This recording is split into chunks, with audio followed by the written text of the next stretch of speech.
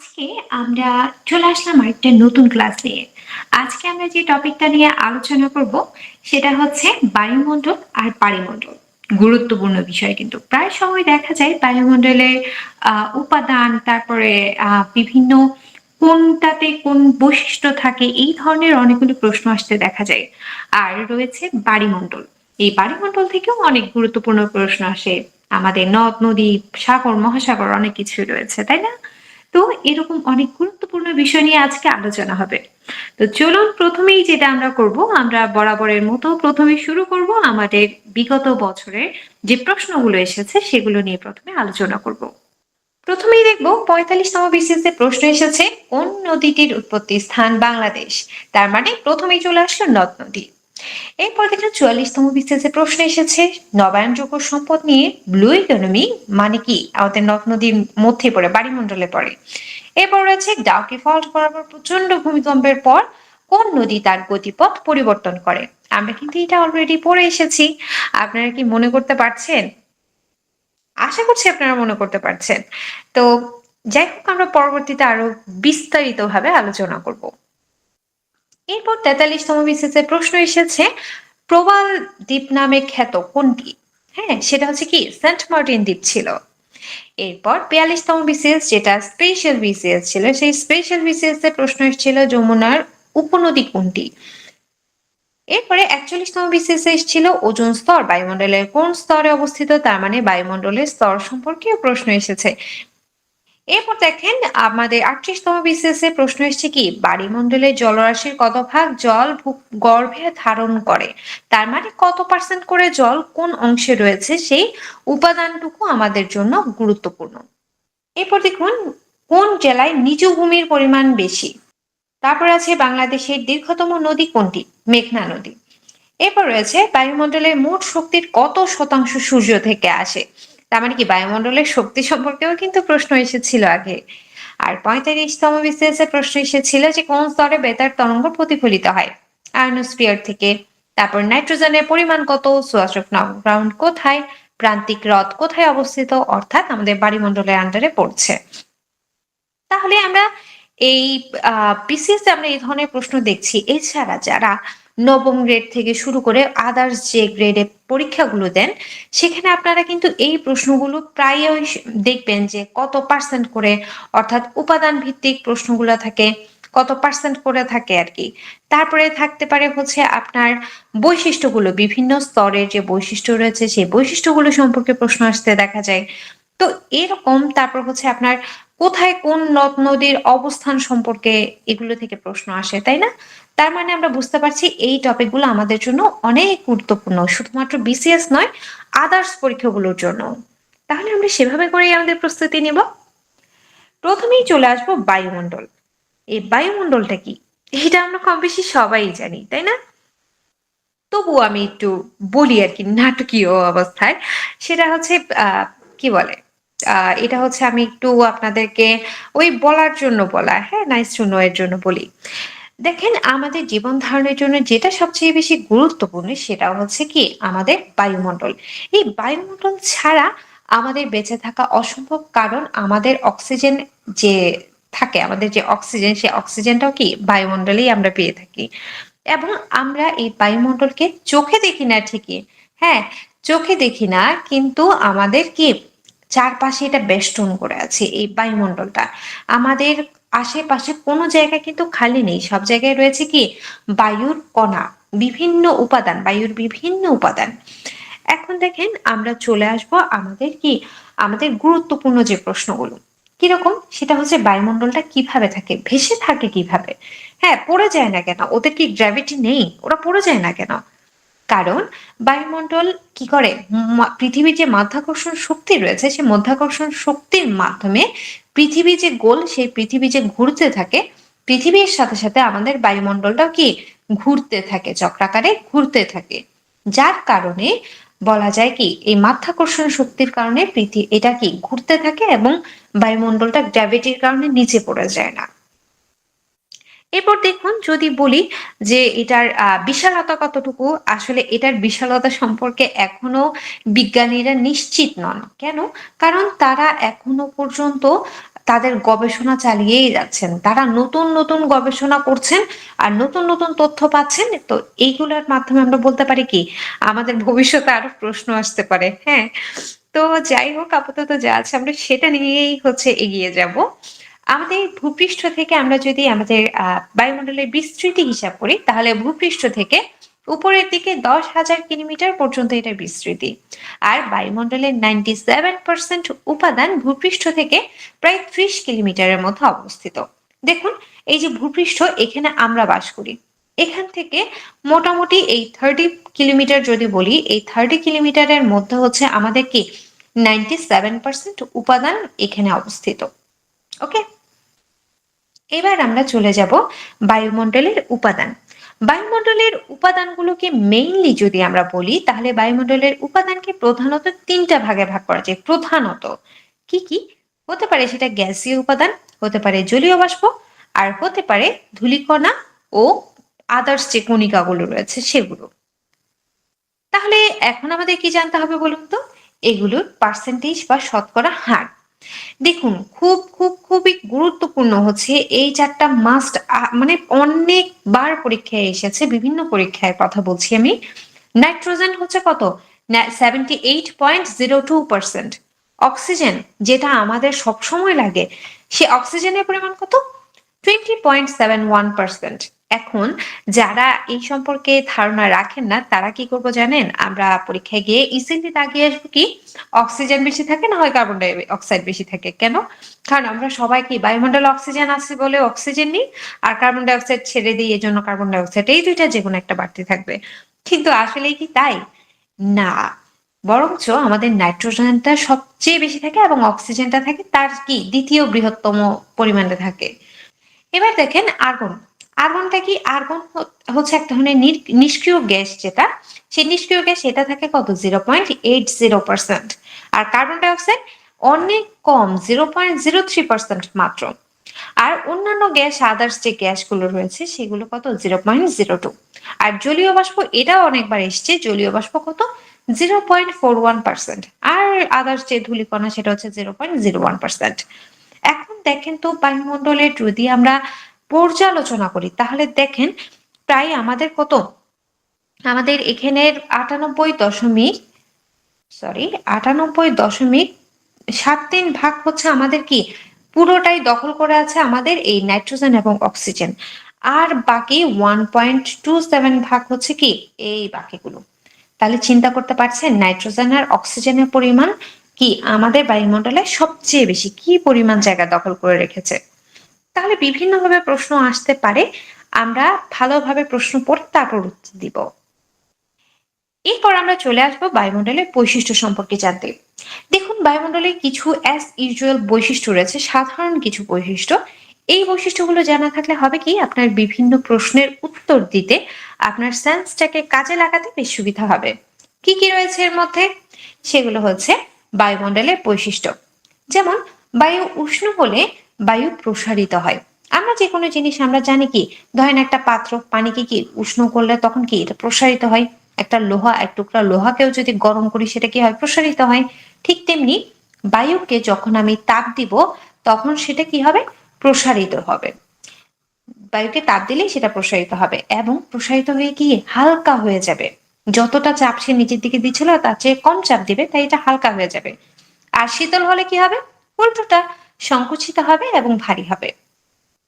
এবার শীতল বায়ুর চেয়ে উষ্ণ বায়ুর জলীয় বাষ্প ধারণ ক্ষমতাটা বেশি। যেমন ধরেন আমরা যদি বলি ভাত যে রান্না করি না, আমরা যে ভাত রান্না করি ভাতের ডেকচিতে কি হয়? ভাতের ডেকচি থেকে আহ আমার আঁকা দেখে কেউ হাসবেন না, হ্যাঁ, এখানে আমাদের ভাতের ডেকচি থেকে কি হয়? ধোঁয়া বের হয়, তাই না? এই ধোঁয়া বের হওয়ার সময় আপনি দেখবেন যে এখানে প্রচুর পরিমাণে জলীয় বাষ্প থাকে। কিন্তু আমাদের চারপাশে যে শীতল অংশ রয়েছে, চারপাশের যে বায়ু রয়েছে, শীতল বায়ুতে কি এত জলীয় বাষ্প একসাথে দেখা যায়? না, বরঞ্চ উষ্ণ বায়ুর জলীয় বাষ্প ধারণ ক্ষমতা বেশি। এরপর দেখেন জলীয় বাষ্প পূর্ণ বায়ু বিশুদ্ধ বায়ু অপেক্ষা লঘু। অর্থাৎ জলীয় বাষ্পপূর্ণ বায়ু যেটা সেটা বিশুদ্ধ বায়ুর চেয়ে হালকা হয়ে থাকে। এই যে বায়ু জলীয় বাষ্পপূর্ণ বায়ু এটা হালকা হয়ে থাকে। এবার দেখেন বায়ু সর্বদা কোন দিক থেকে কোন দিকে যায় বলেন তো। আপনার কাছে যদি চকলেট বেশি থাকে তাহলে আপনি আমাকে 2টা চকলেট দিবেন, তাই না? আপনার কাছে আছে 8টা, আমার কাছে আছে 5টা। আপনি আমাকে কি একটা চকলেট দিবেন না? আপনার থেকে বেশি থেকেই তো আমাকে কম, কমের দিকে যাবে, তাই না? আপনার কাছে বেশি আছে বলেই আপনি আমাকে একটা এক্সট্রা দিচ্ছেন। আপনার ভাগের থেকে তো দিচ্ছেন না, বরঞ্চ কি সমান সমান করার জন্য দিচ্ছেন। তাহলে উচ্চচাপ থেকে নিম্নচাপ অঞ্চলের দিকে হচ্ছে আমাদের কি বায়ু সর্বদা প্রবাহিত হয়। আর বায়ুর চাপ যখন হঠাৎ করে কমে যায় তখন কি হয়, বায়ুটা প্রসারিত হয়ে যায়, হালকা ও শীতল হয়ে পড়ে। বায়ুচাপ কমে গেলে কি হয় বলেন তো? বায়ুচাপ হঠাৎ করে কমে গেলে আমাদের কি ওই যে ঘূর্ণিঝড়ের যে পূর্বাভাস, মানে ঘূর্ণিঝড়ের সময় বলে না হঠাৎ নিম্নচাপ হয়েছে, তো ওই রকম একটা পরিবেশের সৃষ্টি করতে পারে হঠাৎ বায়ুর চাপ কমে যাওয়াটা। এবার দেখেন ধূলিকণাপূর্ণ বায়ু তাপ ধারণ ক্ষমতায় বিশুদ্ধ বায়ু অপেক্ষা অনেক বেশি। এটা একটা উৎকৃষ্ট উদাহরণ আমাদের চোখের সামনে আছে, বলেন তো কি?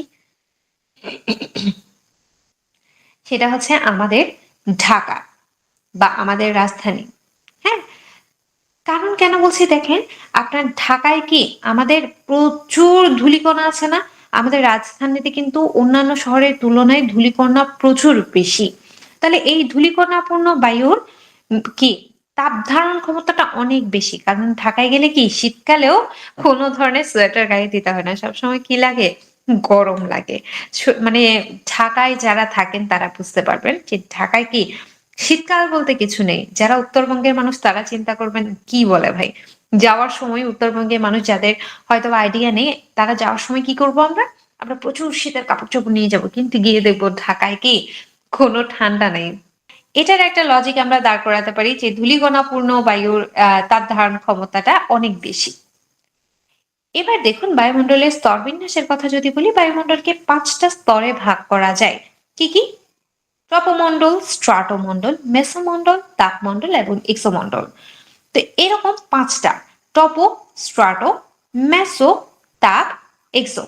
এখন দেখেন আমি যখন বৈশিষ্ট্যগুলো একটু পর্যালোচনা করে বলবো তখন আপনাদের ইজিলি মনে থাকবে, এবং অবশ্যই আপনারা ছবি দেখে দেখে পড়বেন। দেখেন বায়ুমণ্ডলের সবচেয়ে নিচের স্তর, এই যে আমাদের ভূপৃষ্ঠ, এখানে আমরা থাকি, আর এটার সবচেয়ে নিচের স্তর হচ্ছে কি ট্রপোমণ্ডল, অর্থাৎ আমাদের সবচেয়ে কাছের মণ্ডল যেটা, সেটা হচ্ছে কি ট্রপোমণ্ডল। এই ট্রপোমণ্ডলে মানে অনেক ধরনের যে আমরা যে আহ যে কি বলবো ঘটনাগুলো আমরা এক্সপেরিয়েন্স করি, যেমন আমরা মেঘ দেখি, বৃষ্টিপাত হয়, বজ্রপাত, বায়ু প্রবাহ, ঝড়, তুষারপাত, শিশির, কুয়াশা ইত্যাদি ট্রপোমণ্ডলেই দেখা যায়, অন্য কোথাও না। এরপর দেখেন এই ট্রপোমণ্ডলে আমার যেতে যেতে যেতে যেতে একটা সময় গিয়ে তো কি আমার ট্রপোমণ্ডলটা শেষ হবে, তাই না? তো এই ট্রপোমণ্ডলের যে শেষ প্রান্ত সেটার নাম হচ্ছে ট্রপোবিরতি। এবার থেকে টপোমণ্ডলের বিস্তৃতি সম্পর্কে একটু আমরা একটু ডিটেইলে যদি বলি, নিরক্ষীয় অঞ্চলে ট্রপোমণ্ডল, নিরক্ষীয় অঞ্চলে অর্থাৎ কি আমাদের গোলাকার পৃথিবীর মাঝখান বরাবর নিরক্ষীয় অঞ্চল যেটা, সেখানে আমাদের ট্রপোমণ্ডলের বিস্তৃতি কত, 16 থেকে 19 কিলোমিটার। যেটা মেরু অঞ্চলে গেলে, মেরু মানে কি এইখানে না, এই মেরু অঞ্চলে গেলে আমাদের এটা কত হয়ে যায়, 8 কিলোমিটার করে। এগুলো জাস্ট নাইস টু নো। আপনারা যাতে টার্মগুলো বোঝেন এই জন্য আমি এই কথাগুলো বলছি। হ্যাঁ, এগুলো নাইস টু নো। সাধারণভাবে প্রতি 1000 মিটার উচ্চতায় এই স্তরে 6 ডিগ্রি সেলসিয়াস করে তাপমাত্রা হ্রাস পেতে থাকে যত নিচে থেকে কি ট্রপোমণ্ডলের ক্ষেত্রে, কিন্তু আমি বারবার বলছি ট্রপোমণ্ডলের কথা বলছি আমি, উপরের দিকে যেতে থাকবে সে, এবং প্রতি 1000 মিটারের জন্য তার তাপমাত্রা 6 ডিগ্রি সেলসিয়াস করে কি হয়ে যাবে, হ্রাস পাবে। হ্যাঁ, এবার আমরা যদি ট্রপোমণ্ডলের যে উচ্চতা অর্থাৎ যত উঁচুর দিকে যাব সেটার সাথে যদি আমি বিভিন্ন নিয়ামকের হিসাব করি, নিয়ামক মানে কি বিভিন্ন যে কি বলবো বৈশিষ্ট্যগুলো, যেমন ধরেন উচ্চতা, উচ্চতা যত বাড়বে এটা বাড়ার সাথে সাথে ঘনত্ব অর্থাৎ বায়ুর ঘনত্ব যেটা সেটা কমতে থাকবে, এবং উষ্ণতা যেটা, উষ্ণতাটা কি হবে, কমতে থাকবে। অর্থাৎ উচ্চতা বাড়ার সাথে সাথে আমাদের ঘনত্ব কমবে, উষ্ণতাটা কমবে, এবং যেহেতু কি তাপমাত্রা হ্রাস পাচ্ছে বলেছি, আর বাতাসের গতিবেগটা বেড়ে যাবে। এরপর দেখেন ট্রপোমণ্ডলের আর 2টা বৈশিষ্ট্য যদি বলি, ট্রপোমণ্ডলের নিচের দিকের বাতাসে জলীয় বাষ্পটা বেশি থাকে। আর আমরা জানি কি জলীয় বাষ্প বেশি থাকা মানে কি তাপটা ধরে রাখার ক্ষমতাটা বেশি, তাই না? আমাদের জলীয় বাষ্প বেশি থাকা মানে কি তাপটা বেশি থাকে। তো যত উপরের দিকে যাবে এবং জলীয় বাষ্পটা কি হালকা হয়ে যায়, যত উপরের দিকে যায় আমাদের কি উষ্ণতাটা কমতে থাকে, কমে। ধূলিকণার অবস্থানের ফলে বায়ুমণ্ডলের ওজনের প্রায় 75% এই স্তরটা বহন করে। যেহেতু ধূলিকণা এখানে রয়েছে, তাই ধূলিকণাটা কি তুলনামূলক অন্য কিছুর চেয়ে ভারী, সেজন্য এই বায়ুমণ্ডলের টোটাল ওজনের 75% হচ্ছে এই ট্রপোমণ্ডলটা বহন করে থাকে। এবার দেখেন দ্বিতীয় ট্রপোমণ্ডলের পরে কি স্ট্রাটোমণ্ডল। এই স্ট্রাটোমণ্ডলটা হচ্ছে আমাদের যে ট্রপোবিরতি বলেছিলাম না লাস্ট পোর্শন, সেই লাস্ট অংশ থেকে আমাদের কত 50 কিলোমিটার পর্যন্ত আমাদের এই স্ট্রাটোমণ্ডল অবস্থিত। আর এই অঞ্চলে যে স্ট্রাটোমণ্ডল রয়েছে এখানে সবচেয়ে বেশি কি আছে জানেন? এখানে সবচেয়ে বেশি পরিমাণে আছে ওজোন, যার সংকেত যদি বলি সেটা হচ্ছে কি O3। এবং এই এই স্তরে কি হয়, আমাদের ওজোন স্তরের কি ওজোন স্তর থাকার কারণে সূর্যের আলো যেটা আসে, আমরা বলি না যে আমাদের স্ট্রাটোমণ্ডল কি আমাদের যে ওজোন গ্যাসের যে স্তরটা আছে এই স্তরটার কারণে সূর্যের যে অতিবেগুনি রশ্মি আছে না, ইউভি লাইট যেটা, অতিবেগুনি রশ্মি যেটা রয়েছে, এই অতিবেগুনি রশ্মিটা সে শুষে নেয় এবং আমাদের জীবজগৎকে অতিবেগুনি রশ্মি থেকে রক্ষা করে। এখন এটার কারণে ধীরে ধীরে কি হয়, তাপমাত্রা তখন এই স্তরে কি হয়, ধীরে ধীরে তাপমাত্রাটা বৃদ্ধি পেতে থাকে। কত পর্যন্ত? 4 ডিগ্রি সেলসিয়াস পর্যন্ত এটা বাড়তে থাকে। এবং এখানে কি হয়, এটা যেতে থাকে এবং এইখানে সাধারণত সূক্ষ্ম ধূলিকণা ছাড়া অন্য কোনো ধরনের জলীয় বাষ্প থাকে না। জলীয় বাষ্প এখানে থাকে না। কোথায়? স্ট্রাটোমণ্ডলে। এবং ফলে আবহাওয়াটা কেমন থাকে? আবহাওয়া থাকে আপনার শান্ত ও শুষ্ক টাইপের হচ্ছে এখানকার মানে আবহাওয়াটা, এখানের আবহাওয়া। তারপর যদি বলি যে এখানে ঝড় বৃষ্টি যেহেতু থাকে না, তার মানে কি এই অঞ্চলে বলেন তো কি হবে? ঝড় বৃষ্টি থাকে না, শান্ত এবং শুষ্ক থাকে। তার কারণে এখানে যে জেট বিমান যেগুলো রয়েছে এই জেট বিমানগুলো উড়াটা সুবিধা হয়ে যায়। তাই সাধারণত স্ট্রাটোমণ্ডলের গিয়ে কি জেট বিমানগুলো চলে। এবং 50 কিলোমিটার উচ্চতায় যখন উঠে যায়, এটা উঠার পর আবার কি হয়, আবার কিন্তু তাপমাত্রাটা কমে যেতে থাকে। কি কমে? তাপমাত্রাটা কমে। এবং স্ট্রাটোমণ্ডলের শেষ পর্যায় পর্যন্ত কি শেষ প্রান্তটা এটা নির্ধারণ করে। এবার আমরা চলে যাব পরবর্তী যে অঞ্চলটা কি স্ট্রাটোমণ্ডলের পরে কি, স্ট্রাটোমণ্ডলের পরে রয়েছে আমাদের মেসোমণ্ডল। এই আয়ন মণ্ডলটাকে মেনলি কি মেসোমণ্ডল বলা হচ্ছে। কেন সেটা একটু পরেই বলছি। দেখেন এই যে স্ট্রাটোমণ্ডল পর্যন্ত ছিল না, এই স্ট্রাটোমণ্ডলের পর থেকে অর্থাৎ স্ট্রাটোবিরতি যেটা ছিল সেটার পর থেকে 80 কিলোমিটার পর্যন্ত আমাদের এই মেসোমণ্ডলটা বিস্তৃত। এবং এই স্তরে তাপমাত্রা কি হয়, এই স্তরের উপরে তাপমাত্রা হ্রাস যেটা পেত সেটা কি কমে যায়, হ্রাস পাওয়াটা কমে যায়, তাপমাত্রা যে হ্রাস পেত সেটা কমে যায়। এবং এইখানে কি কি অবস্থান করে? উল্কা অবস্থান করে। এখানে কি এই যে দেখেন ছবিতে আপনারা দেখতে পাবেন, এখানে এই যে উল্কাটা এখানে অবস্থান করে। দেখেন মেসোমণ্ডলের বৈশিষ্ট্য যদি বলি আমি, মেসোমণ্ডলে কি হয় জানেন? মেসোমণ্ডলে সাধারণত যে উচ্চতা বাড়ে, উচ্চতা বাড়তে বাড়তে তখন কি হয়, বায়ুমণ্ডলের তাপমাত্রাটা কমতে থাকে, যা -83 ডিগ্রি সেলসিয়াস পর্যন্ত নিচে নেমে যায়। এবং মেসোমণ্ডলে বায়ুমণ্ডলের সবচেয়ে শীতলতম তাপমাত্রাটা ধারণ করে। ফুল বায়ুমণ্ডলের সবচেয়ে শীতলতম তাপমাত্রা কোথায় রয়েছে? মেসোমণ্ডলে রয়েছে। তাহলে এটা কি একটা ট্রিকি কোয়েশ্চেন হলেও হতে পারে। মহাকাশ থেকে যেসব উল্কা সাধারণত পৃথিবীর দিকে ছুটে আসে সেগুলোর অধিকাংশই কিন্তু এই স্তরের মধ্যে এসে পুড়ে যায়। তার মানে কি উল্কাটা এই স্তর পর্যন্তই দেখা যায়। দুঃখিত, আমি কিছুক্ষণ আগে বলেছিলাম যে আয়নমণ্ডল বলতে মূলত মেসোমণ্ডলকে বোঝাচ্ছে। আসলে আয়নমণ্ডল বলতে মেসোমণ্ডল নয়, আয়নমণ্ডল বলতে মূলত তাপমণ্ডলকে বোঝায়। এবার আমরা চলে যাব আমাদের পরবর্তী অংশ যেটা, সেটা হচ্ছে কি তাপমণ্ডল। এই দেখেন এই তাপমণ্ডল যেটা দেখা যাচ্ছে, এই তাপমণ্ডলটাকে মূলত আয়নমণ্ডল বলে, কারণটা আমরা একটু পরে জানছি। তো এইটার বিস্তৃতি কতটুকু? আমাদের দেখেন মেসোমণ্ডলের পরে যে অংশটা সেখানে কি বলা হয়? মেসোবিরতি। এখন মেসোবিরতির উপর থেকে 500 কিলোমিটার পর্যন্ত আমাদের এই তাপমণ্ডলটা বিস্তৃত। এবং এইখানে কি হয় জানেন? তাপমাত্রাটা হঠাৎ করে কি হয় বৃদ্ধি পেতে থাকে। বৃদ্ধি পেয়ে এখানে কত 1480 ডিগ্রি সেলসিয়াস এটা পৌঁছে যায়। তার মানে কি এখানে তাপমাত্রাটা কমতে থাকে, তাহলে এইখানে কি ছিল তাপমাত্রা হ্রাস পাচ্ছিল, এরপর আবার বৃদ্ধি পেতে পেতে আবার এখানে কি স্ট্রাটোমণ্ডলে হ্রাস পেয়েছে, স্ট্রাটোমণ্ডলে হ্রাস পেতে পেতে আবার মেসোমণ্ডলে গিয়ে কি হলো সেই হ্রাস পেতে থাকলো এবং সর্বনিম্ন তাপমাত্রা এখানে রয়েছে। এরপর মেসোমণ্ডল থেকে যখন আবার তাপমণ্ডলের দিকে যাচ্ছে তখন কি হয় তাপমাত্রা দ্রুত হারে বৃদ্ধি পাচ্ছে, বৃদ্ধি পেতে পেতে 1480 ডিগ্রি সেলসিয়াসে পৌঁছে যায়। এবং আপনার দেখেন এই যে দ্রুত হারে তাপমাত্রাটা বৃদ্ধি পায় এইখানে কি কি হয় জানেন, তাপ মানে আমাদের কি সূর্যের কাছাকাছি চলে যাচ্ছে না, তাপমণ্ডলে যখন যাচ্ছে তখন কি হয় সূর্যের কাছাকাছি অবস্থানে চলে যাচ্ছে। সূর্যের কাছাকাছি যাওয়ার কারণে আমাদের যে ওখানে যে ইউভি রে আছে এই আলোর সাথে আমাদের কি আমাদের হচ্ছে এক্স রে আছে ওখানে, এই এক্স রে এই দুইটার সংঘাতের ফলে কি হয় জানেন, সংঘাতের ফলে এইখানের বায়ুটা আয়ন যুক্ত হয়ে যায়। এখানের বায়ু যেটা আছে সেটা আয়ন যুক্ত হয়ে যায়। এই আয়ন যুক্ত হওয়ার কারণে এই তাপমণ্ডলের যে নিম্ন অংশ রয়েছে সেটাকে আয়ন মণ্ডল বলা হয়ে থাকে। এখানে যে আয়ন যুক্ত হয়েছে এই কারণে এখানে এটাকে আয়ন মণ্ডল বলে। এই আয়ন মণ্ডল বলার কারণে ভূপৃষ্ঠ থেকে পাঠানো যে বিভিন্ন বেতার তরঙ্গ রয়েছে সেই বেতার তরঙ্গটা এই আয়ন মণ্ডলের যে স্তর রয়েছে সেই স্তরে বাধা পেয়ে আবার কি হয় এই আয়ন মণ্ডলের স্তরে এখান থেকে রেডিও ফ্রিকোয়েন্সি আমাদের এখানে পাঠায়, এটা কি প্রতিফলিত হয়ে বা বাধাপ্রাপ্ত হয়ে এটা আবার কি পৃথিবীতে বা ভূপৃষ্ঠে ফিরে আসে এভাবে। এই জন্য কি বলা হয় তাপমণ্ডল যেটা সেটা নিম্ন অংশটাকে আয়নমণ্ডল বলা হয়ে থাকে। আশা করছি এখন আপনাদের কাছে রহস্যের জট খুলে গিয়েছে। এবার যাব আমরা আমাদের কি লাস্ট যে স্তরটা এক্সোমন্ডল। এক্সোমন্ডলটা কি, এটা হচ্ছে তাপমণ্ডলের উপরের দিকে 960 কিলোমিটার পর্যন্ত বিস্তৃত।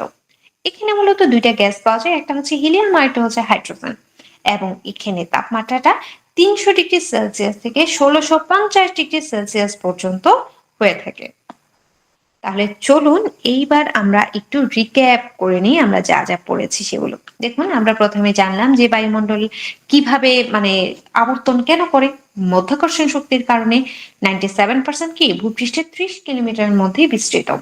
এবার বায়ুমণ্ডলের বিভিন্ন উপাদান সম্পর্কে আমরা জানলাম, এরপর বৈশিষ্ট্য সম্পর্কে জানলাম, এরপরে বিভিন্ন স্তর ট্রপোমণ্ডল, তারপর কি এক্সোমণ্ডল, স্ট্রাটোমণ্ডল, মেসোমণ্ডল সবগুলোর কি আমরা বিভিন্ন এদের বৈশিষ্ট্যগুলো সম্পর্কে জানলাম, কোথায় কেমন তাপমাত্রা হয় সেটা জানলাম। এভাবে করেই আমরা কি আমাদের রিক্যাপ শেষ করলাম। আজকের ক্লাসের দ্বিতীয় টপিক হিসেবে আমরা আলোচনা করব বায়ুমণ্ডল নিয়ে, মানে পানিমণ্ডল আর কি। এখন বায়ুমণ্ডলে আমরা যেরকম বায়ুমণ্ডলে বলেছিলাম যে আমাদের গুরুত্বপূর্ণ বিষয় কি, আমাদের বায়ুমণ্ডলের বিভিন্ন যে উপাদান রয়েছে সেই উপাদানগুলোর কোন উপাদানটা শতকরা হিসেবে কত করে আছে সেটা। ঠিক তেমনি ভাবে আমরা কিন্তু বিগত বছরের যে প্রশ্নগুলো ছিল সেখানেও দেখেছি বায়ুমণ্ডলের প্রশ্ন যেরকম এসেছিল ঠিক তেমনি বায়ুমণ্ডলের কোন অংশে কতটুকু পানি, ওইবারে মনে হয় ভূগর্ভস্থ পানিতে এসেছিল তাই না? তো ভূগর্ভস্থ পানি কত পার্সেন্ট আছে, তাহলে এটা কত 0.68% ছিল উত্তরটা। তার মানে আমরা বুঝতে পারছি বিভিন্ন জলভাগে কি পরিমাণ জলভাগ রয়েছে ইনক্লুডেড, সেটা শতকরা হারটা আমাদের জানতে হবে। তাহলে আমরা সমুদ্রে পাচ্ছি কত 97.25%। এবং হিমবাহ যদি বলি, হিমবাহ হচ্ছে কি বরফ, যে বরফের যে অংশটা রয়েছে সেটা কত 2.05%। ভূগর্ভস্থ পানি রয়েছে 0.68%। হ্রদ, যে হ্রদ বা লেক যেটাকে বলে থাকি সেখানে রয়েছে 0.01%। মাটির আর্দ্রতাতে দেখেন হ্রদের চেয়েও কম পানি আছে কোথায়, মাটির আর্দ্রতাতে। আর্দ্রতাতে রয়েছে 0.005%। বায়ুমণ্ডলে রয়েছে 0.001%। এরপর দেখেন আমরা যে বলি আমাদের নদীমাতৃক দেশ, সেই নদীমাতৃক দেশে কিন্তু কি বায়ুমণ্ডলের চেয়েও কম পরিমাণে আমাদের জলভাগ রয়েছে, সেখানে কত পার্সেন্ট 0.0001%। আর জীবমণ্ডলে যখন যাব আমরা তখন দেখব 0.404। তাহলে এরকম বিভিন্ন আমরা কি যে বিভিন্ন যে আমাদের জলবিভাগগুলো রয়েছে সেই জলবিভাগগুলো শতকরা হার অনুসারে আমরা মনে রাখবো যে কোনটাতে কি পরিমাণ জলরাশি রয়েছে। এরপর চলে যাব আমরা মহাসাগরে। মহাসাগরে আমরা জানি যে ৫টি আমাদের মোট মহাসাগর রয়েছে আমাদের পৃথিবীতে। এই ৫টি মহাসাগরের গুরুত্বপূর্ণ হচ্ছে আমাদের কোনটি আয়তনের দিকে বড়, কোনটি গভীরতার দিকে বড়, এদের গভীরতম স্থান কোনটি এবং অবস্থান। এই অবস্থানটা কেন প্রয়োজন জানেন? কারণ এদের অবস্থানের উপর ডিপেন্ড করে আমাদের বিভিন্ন দেশগুলোকে আমরা খুব সহজে মনে রাখতে পারি যে এটার দক্ষিণে এটা বা এটার পূর্বে এটা, এই জিনিসটা অর্থাৎ এদের অবস্থানের উপর ডিপেন্ড করে আমরা অন্য দেশের অবস্থানটা খুব সহজে নির্ণয় করতে পারি। তাহলে চলুন দেখে নিই। আমাদের প্রথমেই রয়েছে প্রশান্ত মহাসাগর, সবার পরিচিত মহাসাগর, যার আয়তন ১৬,৬০,০০,০০০ এবং গড় গভীরতা যদি বলি ৪,২৭০ মিটার। এটার গভীরতম স্থান এগুলো সবই আপনাদের কম বেশি জানা। Mariana trench. মারিয়ানা ট্রেঞ্চ হচ্ছে প্রশান্ত মহাসাগরের গভীরতম স্থান। আর এটার অবস্থান কোথায়? আমেরিকা আর এশিয়ার মধ্যবর্তী স্থানে। দেখুন আপনারা এইটা করার সময়, এই জিনিসগুলো পড়ার সময় মাস্ট আপনাদের সামনে ম্যাপ রাখবেন। ওয়ার্ল্ড ম্যাপ যেটা আছে সেটা অবশ্যই রাখবেন। এটা ফরজ কাজ। এটা ছাড়া আপনাদের মনে থাকবে না। এইভাবে পড়লে আমি পড়ে যাব, কিন্তু আপনাদের কখনোই মনে থাকবে না। আমি যদি ম্যাপেও দেখাই আপনাদের মনে থাকবে না। কারণ ম্যাপটা আপনাদের দেখতে হবে, আপনাদের খুঁজে নিতে হবে। নিজেদের ব্রেনকে একটু ট্রিক করতে হবে যাতে করে আপনি এটা বুঝতে পারেন যে আমি খুঁজেছিলাম এটা এই পাশে ছিল। তখন দেখবেন আপনার পড়াটা সহজ হয়ে যাবে। তবুও আমি আপনাদেরকে বলি যে আমরা ওয়ার্ল্ড ম্যাপটা সাধারণত কি দেয়াল মানচিত্র হিসেবে এভাবে দেখতে পাই না? দেখেন প্রশান্ত মহাসাগর হচ্ছে এমন যে আমরা ওয়ার্ল্ড ম্যাপ যেটা এভাবে থাকে সেটা তো মেইনলি কি একটা গোল একটা ম্যাপ। পৃথিবীর গোল ম্যাপটাকে আমরা একপাশে ছিঁড়ার পর আমরা কি হই? আমরা এরকম দেয়াল মানচিত্র পাই। তাহলে দেখেন তো এই অংশটার সাথে কি লাগানো ছিল, এবং এই লাগানো থাকা অবস্থায় আমি কি করছি এমনভাবে ছিঁড়েছি এটাকে, আমার এখানে যে ওই আন্তর্জাতিক তারিখ রেখা বরাবর যেটা আমি ছিঁড়েছি, এখানে ছিঁড়ার পরে দেখা গিয়েছে কি এখানের কিছু অংশ আমার প্রশান্ত মহাসাগরের, আবার এখানের কিছু অংশ প্রশান্ত মহাসাগরের। এখন আমরা জানি এদিকে আছে কি আমেরিকা, আর এদিকে আছে কি, এদিকে আছে আমাদের এশিয়া মহাদেশের কিছু অংশ। তাহলে এশিয়া এবং আমেরিকার মধ্যবর্তী অঞ্চলে রয়েছে আমাদের এই প্রশান্ত, এই পাশে আর এই পাশে, যেটাকে আমি প্রশান্ত মহাসাগর হিসাব করলে, আমার গোল হিসাব করলে এইখানে একটা নির্দিষ্ট জায়গায় রয়েছে। এরপর আসি আটলান্টিক মহাসাগর। আটলান্টিক মহাসাগরের আয়তন হচ্ছে ৮,২৪,০০,০০০, যার গড় গভীরতা ৩,৯৩২ মিটার। এর গভীরতম স্থান সম্পর্কে আমরা জানি পুয়ের্টো ট্রেঞ্চ। এবং এটার অবস্থান কোথায়? এটার অবস্থান হচ্ছে এর পাশেই, হচ্ছে আটলান্টিক। এখানে এখানে কি কি আছে দেখেন, এদিকে রয়েছে আমেরিকা, এদিকে রয়েছে ইউরোপ, আর এদিকে নিচের দিকে রয়েছে আফ্রিকা। তাহলে আমেরিকা, ইউরোপ এবং আফ্রিকা, এই তিনটা অঞ্চল মিলিয়ে রয়েছে আমাদের আটলান্টিক মহাসাগর। এরপর আসি ভারত মহাসাগর। দেখেন ভারত মহাসাগরের আয়তন হচ্ছে ৭,৩৬,০০,০০০, কিন্তু এর গড় গভীরতা হচ্ছে কত? ৩,৯৬২ মিটার। এর গভীরতম স্থান হচ্ছে কি জাভা ট্রেঞ্চ, যেটাকে আমরা সুন্দর ট্রেঞ্চ হিসেবেও চিনি। আর এটার অবস্থান কোথায়? এর অবস্থান হচ্ছে এই দিকে করে। তো এই দিকে আমি একটু কালারটা চেঞ্জ করলে মনে হয় ভালো বোঝা যাবে। তাহলে এই ইন্ডিয়ান ট্রেঞ্চ বা যে ভারত মহাসাগর, সরি ইন্ডিয়ান ওশন যেটা ভারত মহাসাগর, সেটার অবস্থান ঠিক এখানে। এখানে কি কি রয়েছে দেখেন, এই যে আফ্রিকা রয়েছে, এখানে কি ভারত রয়েছে, আর এদিকে কি রয়েছে? অস্ট্রেলিয়া। তাহলে অস্ট্রেলিয়া, ভারত এবং আফ্রিকা, এই তিনটা অঞ্চল মিলিয়ে রয়েছে আমাদের ভারত মহাসাগর। এবার একটা জিনিস খেয়াল করেন, অনেক সময় আসে যে সবচেয়ে বড় যে বিশাল যে মহাসাগর সেটা কোনটা? দেখেন আপনি আয়তনের দিক বলেন আর গড় গভীরতার দিক বলেন, দুইটা দিক থেকেই কিন্তু আমাদের প্রশান্ত মহাসাগর এগিয়ে আছে। কিন্তু যদি দ্বিতীয় মহাসাগর কোনটা বলে বৃহত্তম, তাহলে আপনাকে একটা শর্ত জুড়ে দিতে হবে। হয় বলতে হবে আয়তনের দিকে, না হয় বলতে হবে গড় গভীরতার দিকে। কারণ আয়তনের দিকে দ্বিতীয় বৃহত্তম হচ্ছে আটলান্টিক, কিন্তু গড় গভীরতার দিকে দ্বিতীয় বৃহত্তম হচ্ছে আমাদের ভারত মহাসাগর। তাহলে কি হলো? একটা প্যাঁচ লেগে গেল। আমাদেরকে শর্ত অনুযায়ী আনসার করতে হবে যে আমাদেরকে দ্বিতীয় বৃহত্তম মহাসাগর যদি বলে, আমাদের শর্ত প্রয়োজন হবে এটাকে আয়তনে জিজ্ঞেস করা হচ্ছে নাকি গড় গভীরতাতে। এইভাবে করে আমাদের কি বড় ছোটটা মাথায় রাখতে হবে। এরপর রয়েছে উত্তর মহাসাগর, যার এগুলো খুব বেশি ইম্পর্টেন্ট না, এদের আয়তন বা গড় গভীরতাটা। তবে হ্যাঁ, এদের গভীরতম স্থান এবং অবস্থান এই দুইটা জিনিস গুরুত্বপূর্ণ। তাহলে উত্তর মহাসাগরের গভীরতম স্থান হচ্ছে কোথায়? গ্রিনল্যান্ড ও ভালভার্দের মাঝে ইউরেশিয়ান বেসিন। দেখেন আমাদের উত্তর মহাসাগরটা কিন্তু এই আর্কটিক অঞ্চলে অবস্থিত, হ্যাঁ, উপরের দিকে। এটা যদি গোল পৃথিবী হয়, এই উপরের অংশটাতে আমাদের উত্তর মহাসাগর রয়েছে। এখানে রয়েছে কি? গ্রিনল্যান্ড। আর এখানে ভালভার্দে ইউরেশিয়ান বেসিন। তাহলে এর অবস্থান কোথায়? পৃথিবীর উত্তর গোলার্ধে। আর দক্ষিণ মহাসাগর কোথায় হবে? নাম দেখে বোঝা যাচ্ছে এটা দক্ষিণ দিকে হবে। তাহলে পৃথিবীর দক্ষিণ দিকে যে দক্ষিণ স্যান্ডউইচ স্যান্ডউইচ ট্রেঞ্চ যেটা, সেটাই হচ্ছে কি দক্ষিণ মহাসাগরের গভীরতম স্থান। এবং এটার অবস্থান কোথায়? 66 ডিগ্রি দক্ষিণ অক্ষাংশের পরের অঞ্চল। আমরা কিন্তু আগে প্রথম লেকচারেই পড়েছিলাম এখানে কি 66 ডিগ্রি যে অঞ্চলটা রয়েছে, সেই 66 ডিগ্রি থেকে দক্ষিণ অক্ষাংশের পরবর্তী যে অঞ্চল রয়েছে, এটাই হচ্ছে দক্ষিণ মহাসাগরের অঞ্চল। এবার চলুন প্রশান্ত মহাসাগর সম্পর্কে একটু বিস্তারিত জানি। দেখেন, প্রশান্ত মহাসাগর আমরা জেনেছিলাম যে এই পাশে কিছু অংশ রয়েছে। আচ্ছা, আমাকে আবার লাল কালিতে ফেরত যেতে হবে। দেখুন, এদিকে কিছু অঞ্চল রয়েছে, আবার এদিকের কি আমাদের ওই মানচিত্রের আমাদের কি বাম পাশে কিছু অঞ্চল রয়েছে। এই দুইটা অঞ্চল মিলিয়ে এটা অনেকটা বৃহদাকার ত্রিভুজের মতো একটা আকৃতি তৈরি করে। এবং আমরা জেনেছি এটার গভীরতম স্থান মারিয়ানা ট্রেঞ্চ।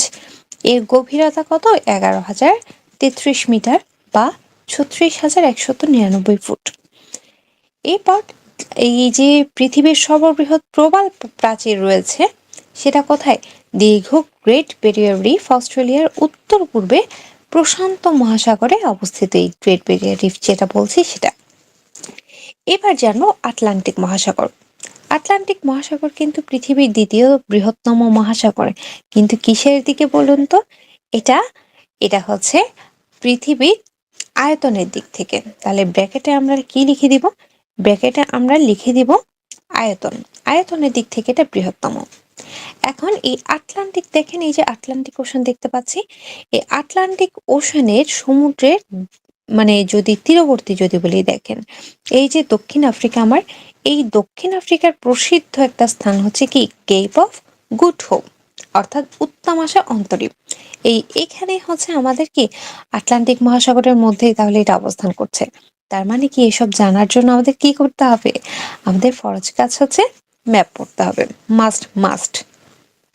ওকে, এবার আমরা জানবো কি? এবার আমরা জানবো কিছু গুরুত্বপূর্ণ তথ্য। কি কি? বাংলাদেশের যদি বলা হয় উষ্ণ মহাসাগর কোনটি, তাহলে সেটা হচ্ছে কি আমাদের দক্ষিণ দিকে ভারত মহাসাগর। এবার শীতল মহাসাগর কোনটা? তাহলে কি আর্কটিক অঞ্চল, যেখানে অনেক বরফ থাকে, আর্কটিক অঞ্চল উপরের দিকে, এটা কোন দিকে? উত্তর মহাসাগর। এবং ভগ্ন উপকূল বিশিষ্ট, এখন যদি প্রশ্ন করা হয় যে ভগ্ন উপকূল বিশিষ্ট ও অনেক আবদ্ধ সাগরের সৃষ্টি করেছে কোন মহাসাগর, সেটা হচ্ছে আটলান্টিক মহাসাগর।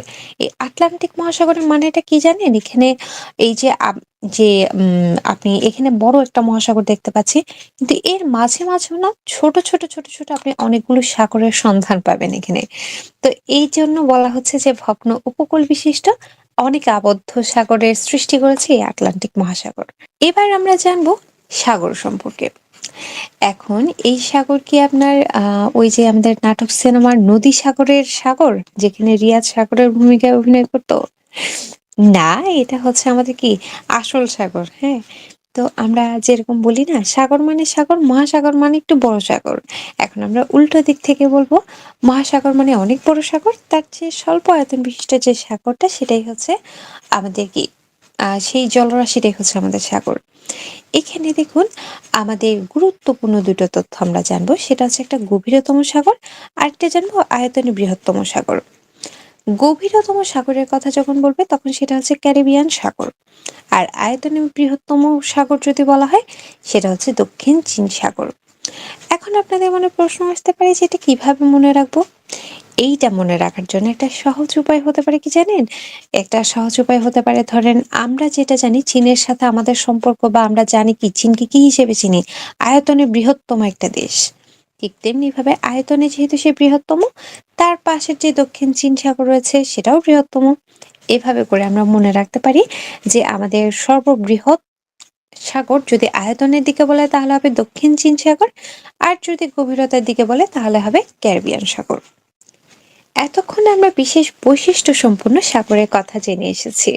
এখন এরকম আরো কয়েকটা সাগরের কথা যদি বলি, যেমন ধরুন আন্দামান সাগর। প্রশ্ন আসতে পারে যে আন্দামান সাগর কোন মহাসাগরে অবস্থিত, তাহলে সেটা কোনটা হবে? ভারত মহাসাগরে অবস্থিত, এবং ভারত মহাসাগরের কি উত্তর পূর্ব অংশে। এটা এমন না যে একদম স্পেসিফিক উত্তর পূর্ব অংশে নাকি কোন অংশে সেটা জিজ্ঞাসা করবে। ব্যাপারটা হচ্ছে এইটা জানা থাকলে হবে কি আপনার ম্যাপের যে সিনারিও সেটা আপনার মাথায় থাকবে, এবং আপনি খুব সহজেই আপনি অন্যান্য প্রশ্নেরও আনসার করতে পারবেন। এরপর দেখুন আন্দামান সাগরের উপকূলবর্তী রাষ্ট্রের কথা যদি বলি তাহলে হচ্ছে থাইল্যান্ড। তো এরকম বেশ কিছু গুরুত্বপূর্ণ প্রশ্ন হচ্ছে আপনি যখন ম্যাপ দেখবেন আপনার চোখে এমনিতেই পড়বে। এরপর যদি বলি আমি সার্গাসো সাগর যেটা সেটা কোথায়, সেটাও কিন্তু আটলান্টিক মহাসাগরে অবস্থিত। এখন আমি যদি বলি যে কোন সাগরের তীরবর্তী অঞ্চলে সবচেয়ে বেশি স্বাধীন দেশ রয়েছে, সেটা হচ্ছে ভূমধ্য সাগরের তীরে। টোটাল 41টা দেশ রয়েছে। তারপর যদি বলি আমি প্রশ্ন যদি করি যে গ্রিস আর তুরস্কের মাঝখানে আমার কি রয়েছে, এই যে আমার তুরস্ক রয়েছে আর আমার যে গ্রিস রয়েছে, এই দুইটার মাঝখানে কোন সাগর অবস্থান করছে? এইখানে অবস্থান করছে আমাদের ইজিয়ান সি। ইজিয়ান সাগর যেটা সেটা। তাহলে এরকম ভাবে বিভিন্ন প্রশ্ন তো আসতেই পারে যে কোন সাগরের সীমান্তবর্তী দেশ কোনটি। আসতে পারে নাকি যে এই সাগরটির সীমান্তবর্তী দেশ এটা নাকি ওইটা, এরকম কয়েকটা প্রশ্ন দিয়ে দিল। তাহলে এইটার জন্য আপনাদের কি করতে হবে? ম্যাপ ম্যাপ ম্যাপ কি বলে, দিনে 2 বেলা প্যারাসিটামল বলেন একটা অ্যাড বের হয়েছিল। তো 2 বেলা প্যারাসিটামলের মতো আমাদের এইটার ওষুধ হচ্ছে ম্যাপ এবং ম্যাপ। তাহলে কি দিনে 2 বেলা করে ম্যাপ। আচ্ছা, এরপর আমরা চলে যাব উপসাগরে। উপসাগর বলতে আমরা কি বুঝি? মানে কি ছোট অর্থে বোঝাচ্ছে। তাহলে এখানে দেখেন আমাদের উপসাগর বলতে বোঝায় মূলত 3 দিকে স্থলভাগ দ্বারা পরিবেষ্টিত এবং একদিকে জল, তাকে উপসাগর বলে। অর্থাৎ 3 দিকে আমার স্থল, একদিকে থাকবে জল। এখন এই ধরনের উপসাগর আবার 2 ধরনের হতে পারে, একটাকে বলে বে আর একটাকে বলে গালফ। এখন এই বে আর গালফের মধ্যে ডিফারেন্স কি? ডিফারেন্স যদি বলি, এই সংজ্ঞাটা আসলে অনেকেই বলে থাকেন, কিন্তু আমি সংজ্ঞার কথা আপনাদেরকে বলবো না, কারণ দুইটা সংজ্ঞাই কি সেম টাইপের, যে 3 দিক থেকে স্থলবিশিষ্ট জলরাশি। তাহলে এইখানের মূল পার্থক্যটা কি? মূল পার্থক্যটা হচ্ছে প্রবেশ মুখ। এটাই সবচেয়ে বড় পার্থক্য, কারণ বে যেটা থাকে সেটার মুখটা দেখেন খোলা টাইপের, তাই না? মুখটা হা হা করে আছে মতো, বড় টাইপের মুখ। আর আয়তনে সর্ববৃহত্তম বের কথা যদি বলি সেটা হচ্ছে আমাদের বঙ্গোপসাগর। আর তাহলে গালফ কি? গালফ হচ্ছে প্রায় 4 দিক থেকে স্থলবিশিষ্ট জলরাশি। এর প্রবেশ মুখ হচ্ছে ছোট। দেখেন আমাদের আয়তনে বৃহত্তম গালফ হচ্ছে মেক্সিকো পুরো বিশ্বে। তাহলে এই যে দেখেন এই যে মেক্সিকো, গালফ অফ মেক্সিকো, এইটা প্রায় 4 দিকে মনে হচ্ছে যেন স্থল বেষ্টিত করা আছে, কিন্তু আসলে এটা 3 দিকে স্থল, একদিকে জল। কিন্তু এইটার ডিফারেন্সটা কি? এটার ডিফারেন্স হচ্ছে এটার মুখটা একদমই ছোট, প্রবেশ মুখটা একদম ছোট। আর এটা হচ্ছে কি সবচেয়ে বড় গালফ আয়তনে, তারপরে কি এটার মুখটা ছোট। তাহলে আমরা বুঝে নিলাম যে আমাদের গালফ কি আর আমাদের বে কি। এবার আমাদের যেটা জানতে হবে সেটা হচ্ছে সাগর ও উপসাগর তো জানলাম পার্থক্য কি। এখন আমাদের জানতে হবে যে কোনটা কোন মহাসাগরের অংশ বা কোন উপসাগরের অংশ, কি কোন সাগরটা। তো এটা কি আপনারা বলবেন যে আমি টিএম করব? না, আমি বলবো না আপনারা এটা টিএম করেন। আমি বলবো আপনারা এটা ম্যাপ দেখে দেখে আত্মস্থ করেন। এটাই সবচেয়ে বড় কাজ। Map map map. হ্যাঁ, দিনে 2 বেলা ম্যাপ। এই ম্যাপ করে আপনি যখন বসবেন, যখনই আপনি এই ম্যাপটা নিয়ে বসবেন, আপনি চিন্তা করবেন যে প্রশান্ত মহাসাগর এখানে রয়েছে, এখানে কি বেরিং রয়েছে, জাভা সাগর, পিত সাগর, দক্ষিণ চীন সাগর, ফিলিপাইন সাগর, অক্সটক। ঠিক তেমনি আটলান্টিকে কি কি সাগর রয়েছে, আমাদের ভারত মহাসাগরে কি কি সাগর রয়েছে। এখন আমি চেষ্টা করেছি আপনাদেরকে ছবি দিয়ে এটা বোঝানোর জন্য। দেখুন প্যাসিফিক ওশান আমরা দেখতে পাচ্ছি, এইখানে আমাদের কি কি সি রয়েছে? South China Sea. যেটা আমরা বললাম যে আমাদের কি দক্ষিণ চীন সাগর, ফিলিপাইন সাগর, এই যে ফিলিপাইন। এরপর কি সি অফ অক্সটক, অক্সটক সাগরও পেলাম। তারপরে হচ্ছে আর কি কি পাচ্ছি আমরা, আমরা এখানে পাচ্ছি জাপান সাগর পাচ্ছি, তারপর কি বেরিং সাগর পাচ্ছি, তাই না? এভাবে করে আমরা মোটামুটি সবগুলোই কিন্তু যখন আমরা বড় ম্যাপ নিয়ে বসবো আমরা ইজিলি পেয়ে যাব। তো কিছু হচ্ছে উল্লেখ থাকবে, আবার কিছু উল্লেখ থাকবে না। এই জিনিসগুলো আমরা কি করব, আবার গুগলে ঘুরে ঘুরে একটু দেখতে পারি। এরপর দেখেন আটলান্টিক মহাসাগরের কথা যদি বলি, আমাদের এই যে আটলান্টিক মহাসাগরের বিশাল জলভাগের মধ্যে আমরা বলেছিলাম না অল্প অল্প করে কি থাকে, ছোট ছোট অনেকগুলো সাগরের সৃষ্টি করেছে।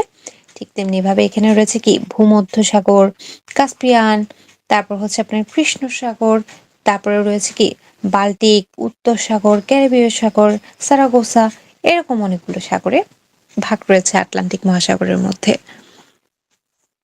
এবার যদি বলি ভারত মহাসাগর, ভারত মহাসাগর দেখেন এই যে আমাদের ইন্ডিয়ান ওশান যেটা আছে, ইন্ডিয়ান ওশানের মধ্যে রয়েছে কি কি দেখেন, রেড সি, হ্যাঁ, আমাদের লোহিত সাগর যেটা।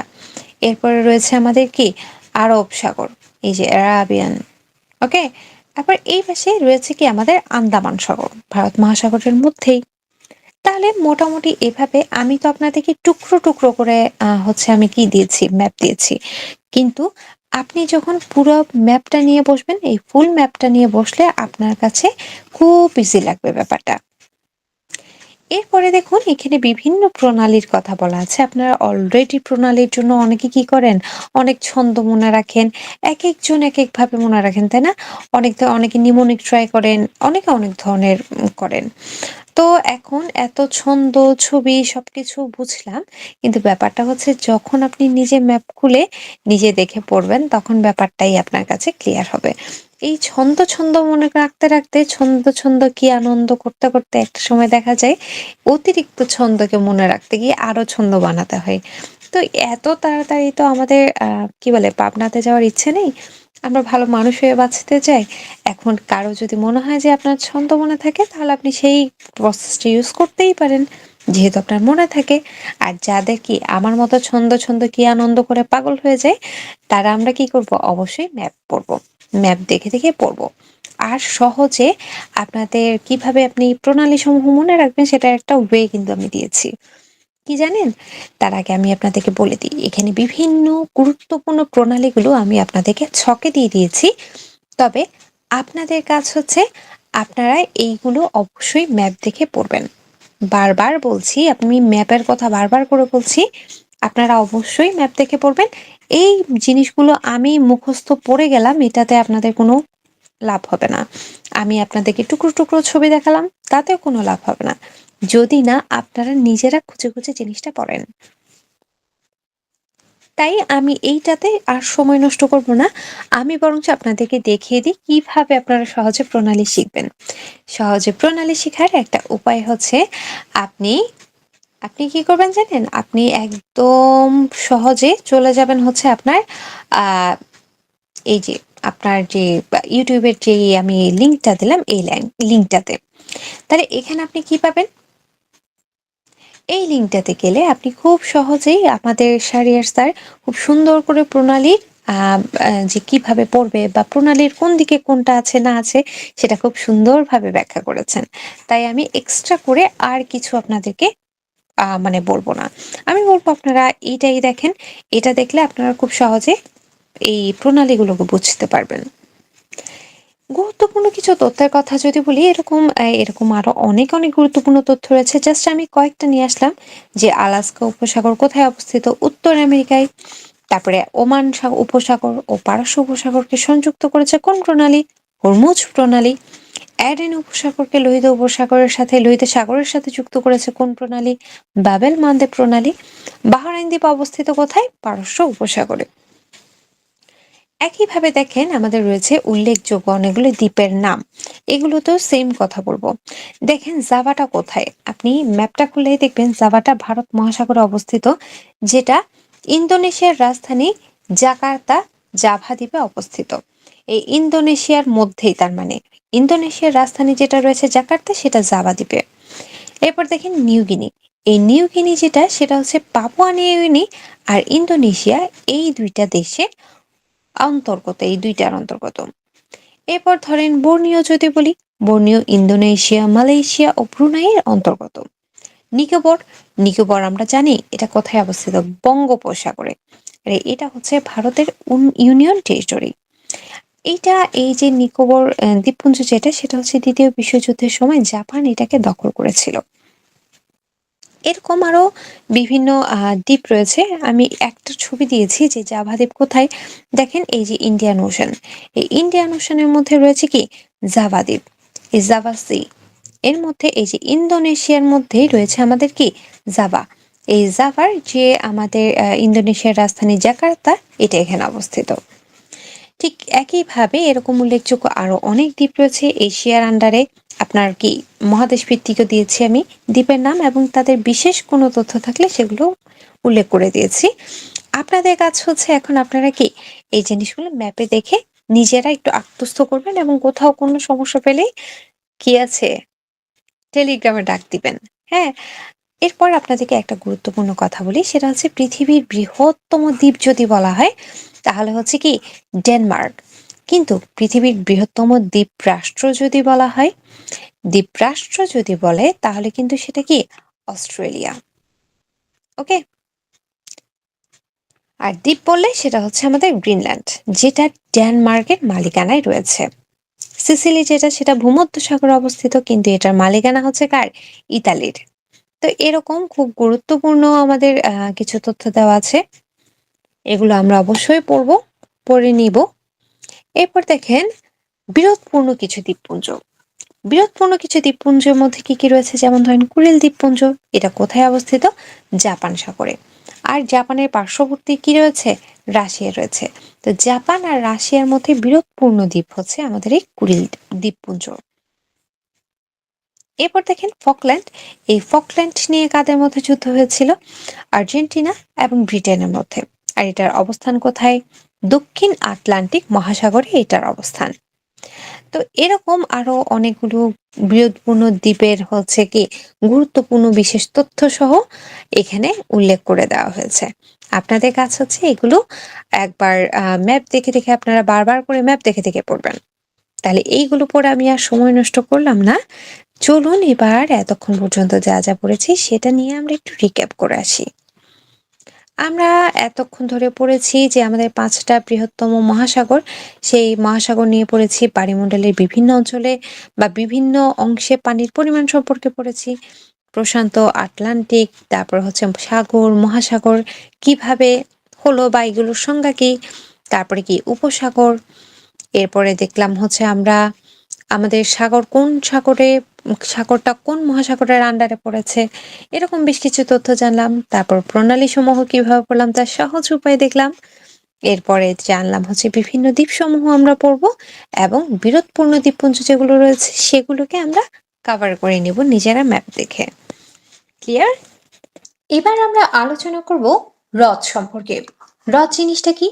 হ্রদ জিনিসটা হচ্ছে যখন আমাদের চারদিকে সম্পূর্ণভাবে স্থলবেষ্টিত কোনো প্রাকৃতিক পানি রাশি রয়েছে, এই প্রাকৃতিক পানি রাশিকে বলা হয়ে থাকে হ্রদ, অর্থাৎ ভূবেষ্টিত সাগর বলা যায় এটাকে। এই যে দেখেন চারপাশে কি রয়েছে, ভূমি রয়েছে, এবং মাঝখানে কি ওই আমরা যেরকম বলি ছোটখাটো পুকুরের মতো আর কি, পুকুরটা আমরা নিজেরা খনন করতে পারি।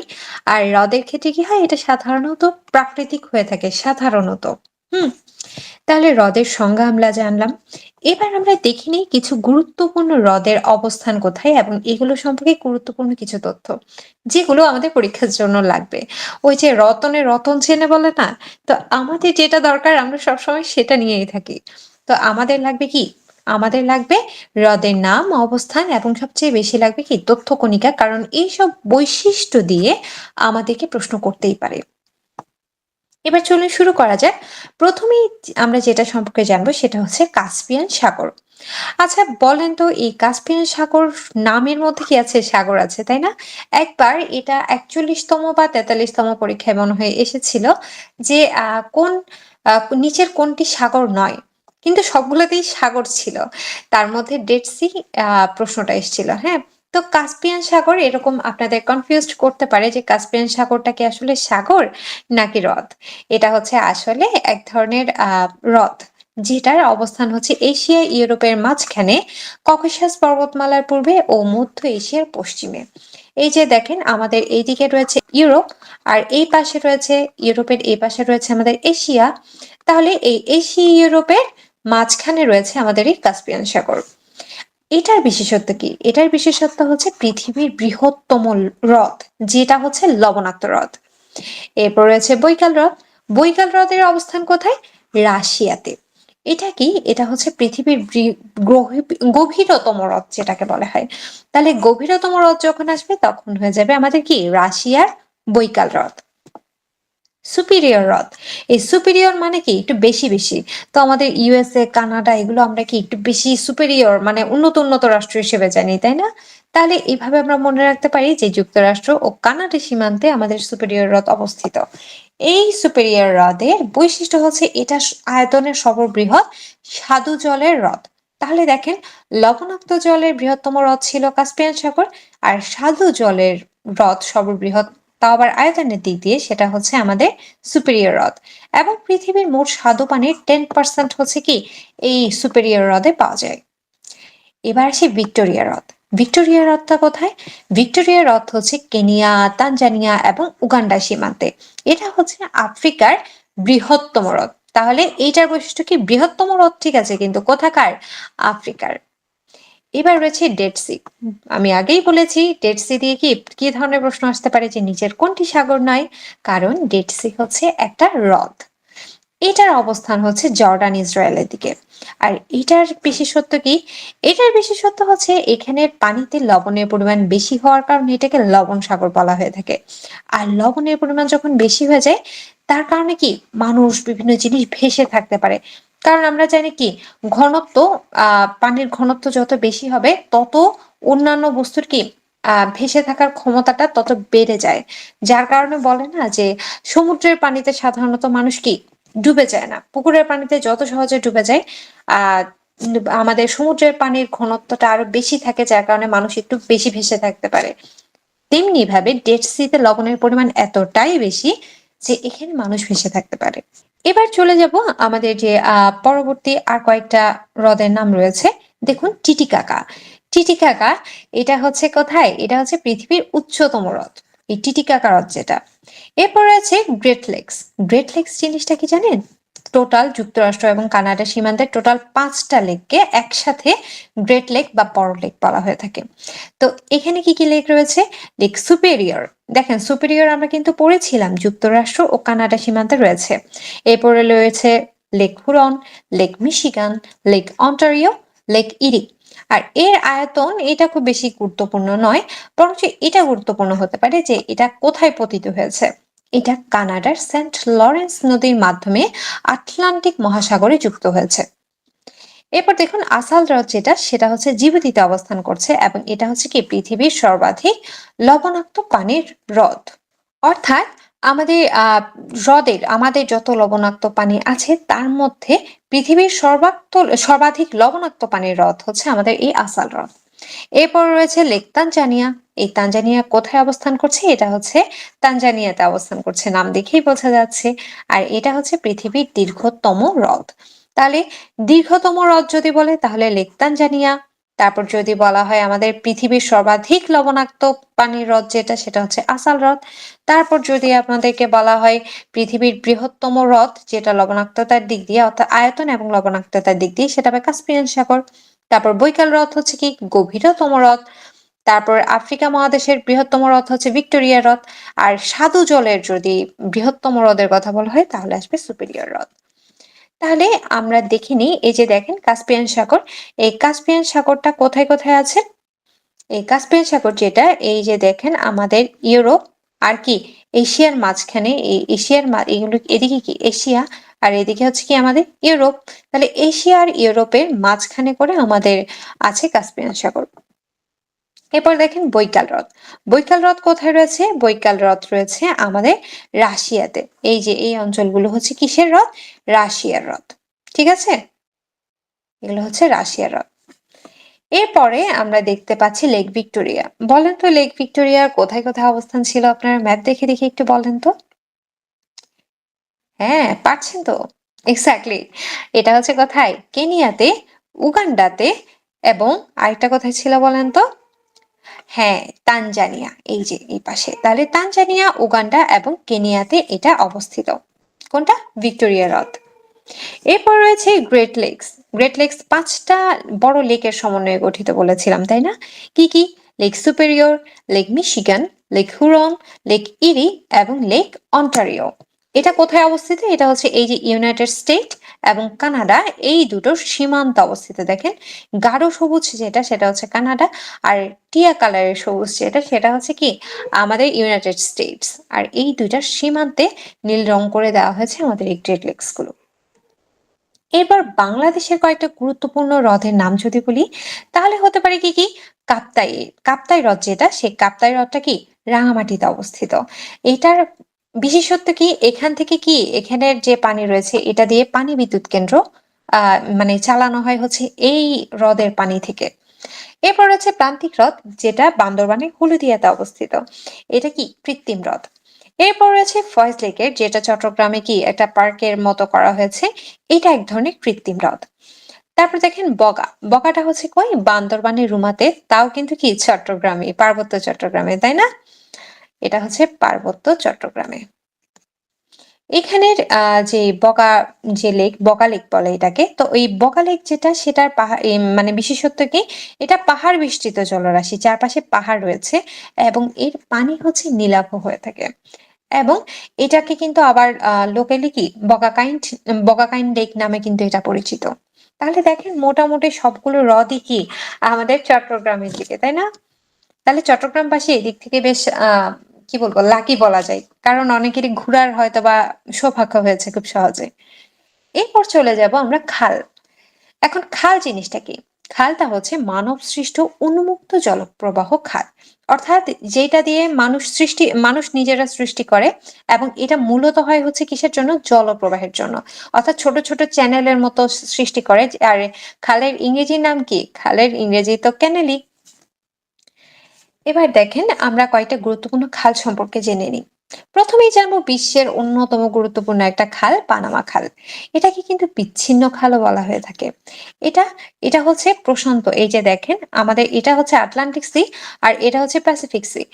এবার দেখেন এই যে খালটা, পানামা খাল, এটা হচ্ছে এইখানে অবস্থিত। তো এইখান দিয়ে আমাদের কি হয়? এই খালটা দিয়ে আমাদের কি প্যাসিফিক ওশনে প্রবেশ করা যায়। তাই এটাকে প্রশান্ত মহাসাগরের প্রবেশদ্বার বলা হয়। যুক্তরাষ্ট্র, এটা কিন্তু এখানে হলো যুক্তরাষ্ট্র এটা খনন কাজ শুরু করেছিল 1904 সালে, যেটা শেষ হয় হচ্ছে 1913 সালে, আর উদ্বোধন করা হয় কখন? 1914 সালে। এটা যুক্ত করেছে কাকে? আমরা দেখতেই পাচ্ছি আটলান্টিক ওশান এবং প্যাসিফিক ওশানকে, এই দুটো যুক্ত করেছে। আর পৃথক করেছে কাকে বলেন তো? এই যে দেখেন নর্থ আমেরিকা, অর্থাৎ উত্তর আমেরিকা আর সাউথ আমেরিকা মানে দক্ষিণ আমেরিকাকে এটা পৃথক করেছে এই খালটা।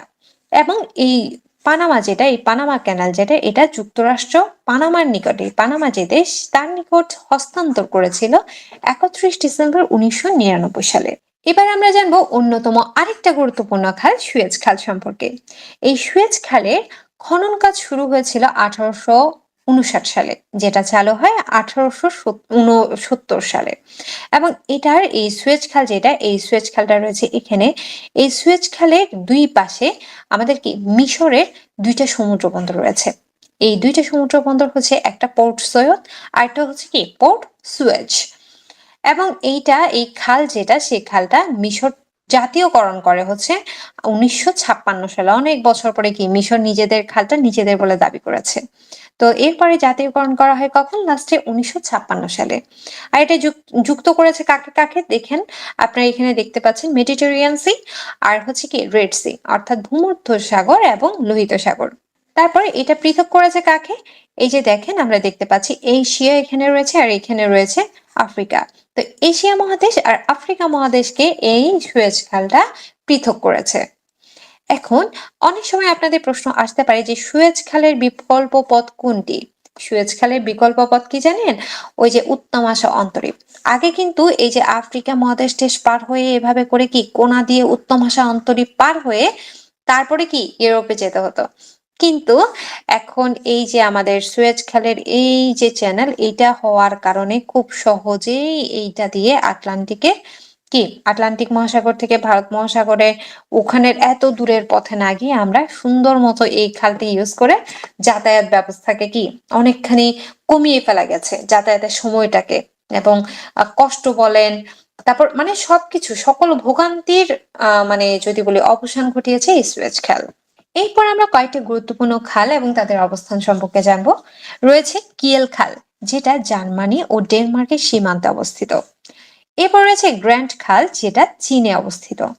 গোটা খাল সুইডেনে, এবং সালওয়া খাল, যেটা কাতার সীমান্তে অবস্থিত।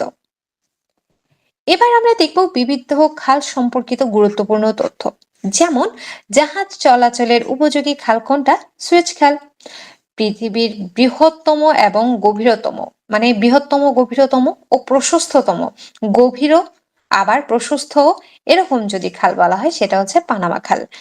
আর দীর্ঘতম এবং যদি বলা হয় কৃত্রিম, দীর্ঘতম খাল, একে তো এক দীর্ঘতম আর একটা হচ্ছে কি কৃত্রিম, তাহলে হবে কি চীনের গ্র্যান্ড খাল। তাহলে এবার কিন্তু আমরা এখান থেকে একটা চক্কর মেরে আসতে পারি, তাই না? আমরা এই যে লিঙ্কটাতে ক্লিক করলে আমরা চলে যেতে পারবো আমাদের যে ওয়ার্ল্ড ম্যাপ রয়েছে সেখানে। এই যে দেখেন, আমরা ওয়ার্ল্ড ম্যাপ থেকে খুব সুন্দর করে এখানে গুগল আর্থের যে ম্যাপ রয়েছে এটাতে যেতে পারবো। তো আপনাদেরকে যদি বলি এটা লোড হতে কিছুটা সময় নেবে, তাই আমি এখানে খুব বেশি সময় নষ্ট করব না। আমি বরঞ্চ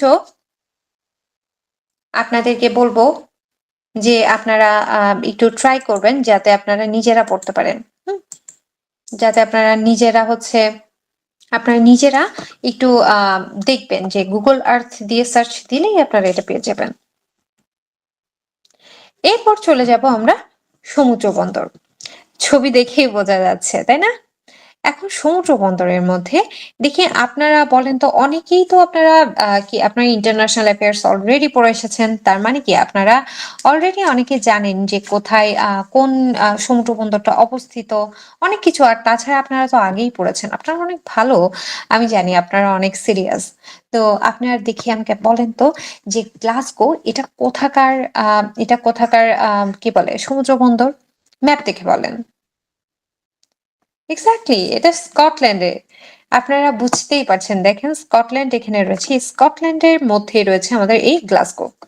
এরপর আমরা নেদারল্যান্ডের সিপোর্ট হিসেবে দেখতে পাচ্ছি জিল্যান্ড, রটারডাম, আমস্টারডাম, তারপরে গ্রুনিঙ্গেন। তাহলে এইগুলো হচ্ছে কি নেদারল্যান্ডের সিপোর্ট। এরপর দেখেন এখানে আমরা আর একটা সিপোর্ট দেখতে পাচ্ছি যে হাইফা। দেখি বলেন তো হাইফাটা তাহলে কোথাকার, কোন দেশের সিপোর্ট? এটা হচ্ছে ইসরায়েলের সিপোর্ট। এরপর দেখেন আরেকটা রয়েছে যে আমরা দেখতেই পাচ্ছি ফিলিপিন। এখন ফিলিপিনের যে সিপোর্ট রয়েছে কোনগুলো? ফিলিপিনের সিপোর্ট হচ্ছে আমাদের এই যে ম্যানিলা এবং দাবাও। এইগুলো হচ্ছে আমাদের কি ফিলিপিনের সিপোর্ট। তাহলে এরকম আরো অনেকগুলো গুরুত্বপূর্ণ সিপোর্ট রয়েছে। এখানে সবগুলো পড়লে আমাদের মানে আমি পড়লে আপনাদের মনে থাকবে না, তাই আপনাদেরকে আমি কি বলবো, আপনারা অবশ্যই সেই আগের মতো 2 বেলা প্যারাসিটামলের মতো 2 বেলা ম্যাপ নিয়ে হচ্ছে আপনারা এটা একটু খুঁজে খুঁজে দেখবেন। ঠিক আছে? অর্থাৎ ম্যাপের সাথে আপনাদের সংসার করতে হবে কিছুদিন। তাহলে দেখবেন আপনাদের ইন্টারন্যাশনাল বলেন, বাংলাদেশ অ্যাফেয়ার্স বলেন, ভূগোল বলেন, এছাড়া আপনাদের আদার্স যে জিকে নলেজ সেটা অনেক বেশি গ্রো করবে। তো welcome to map and again.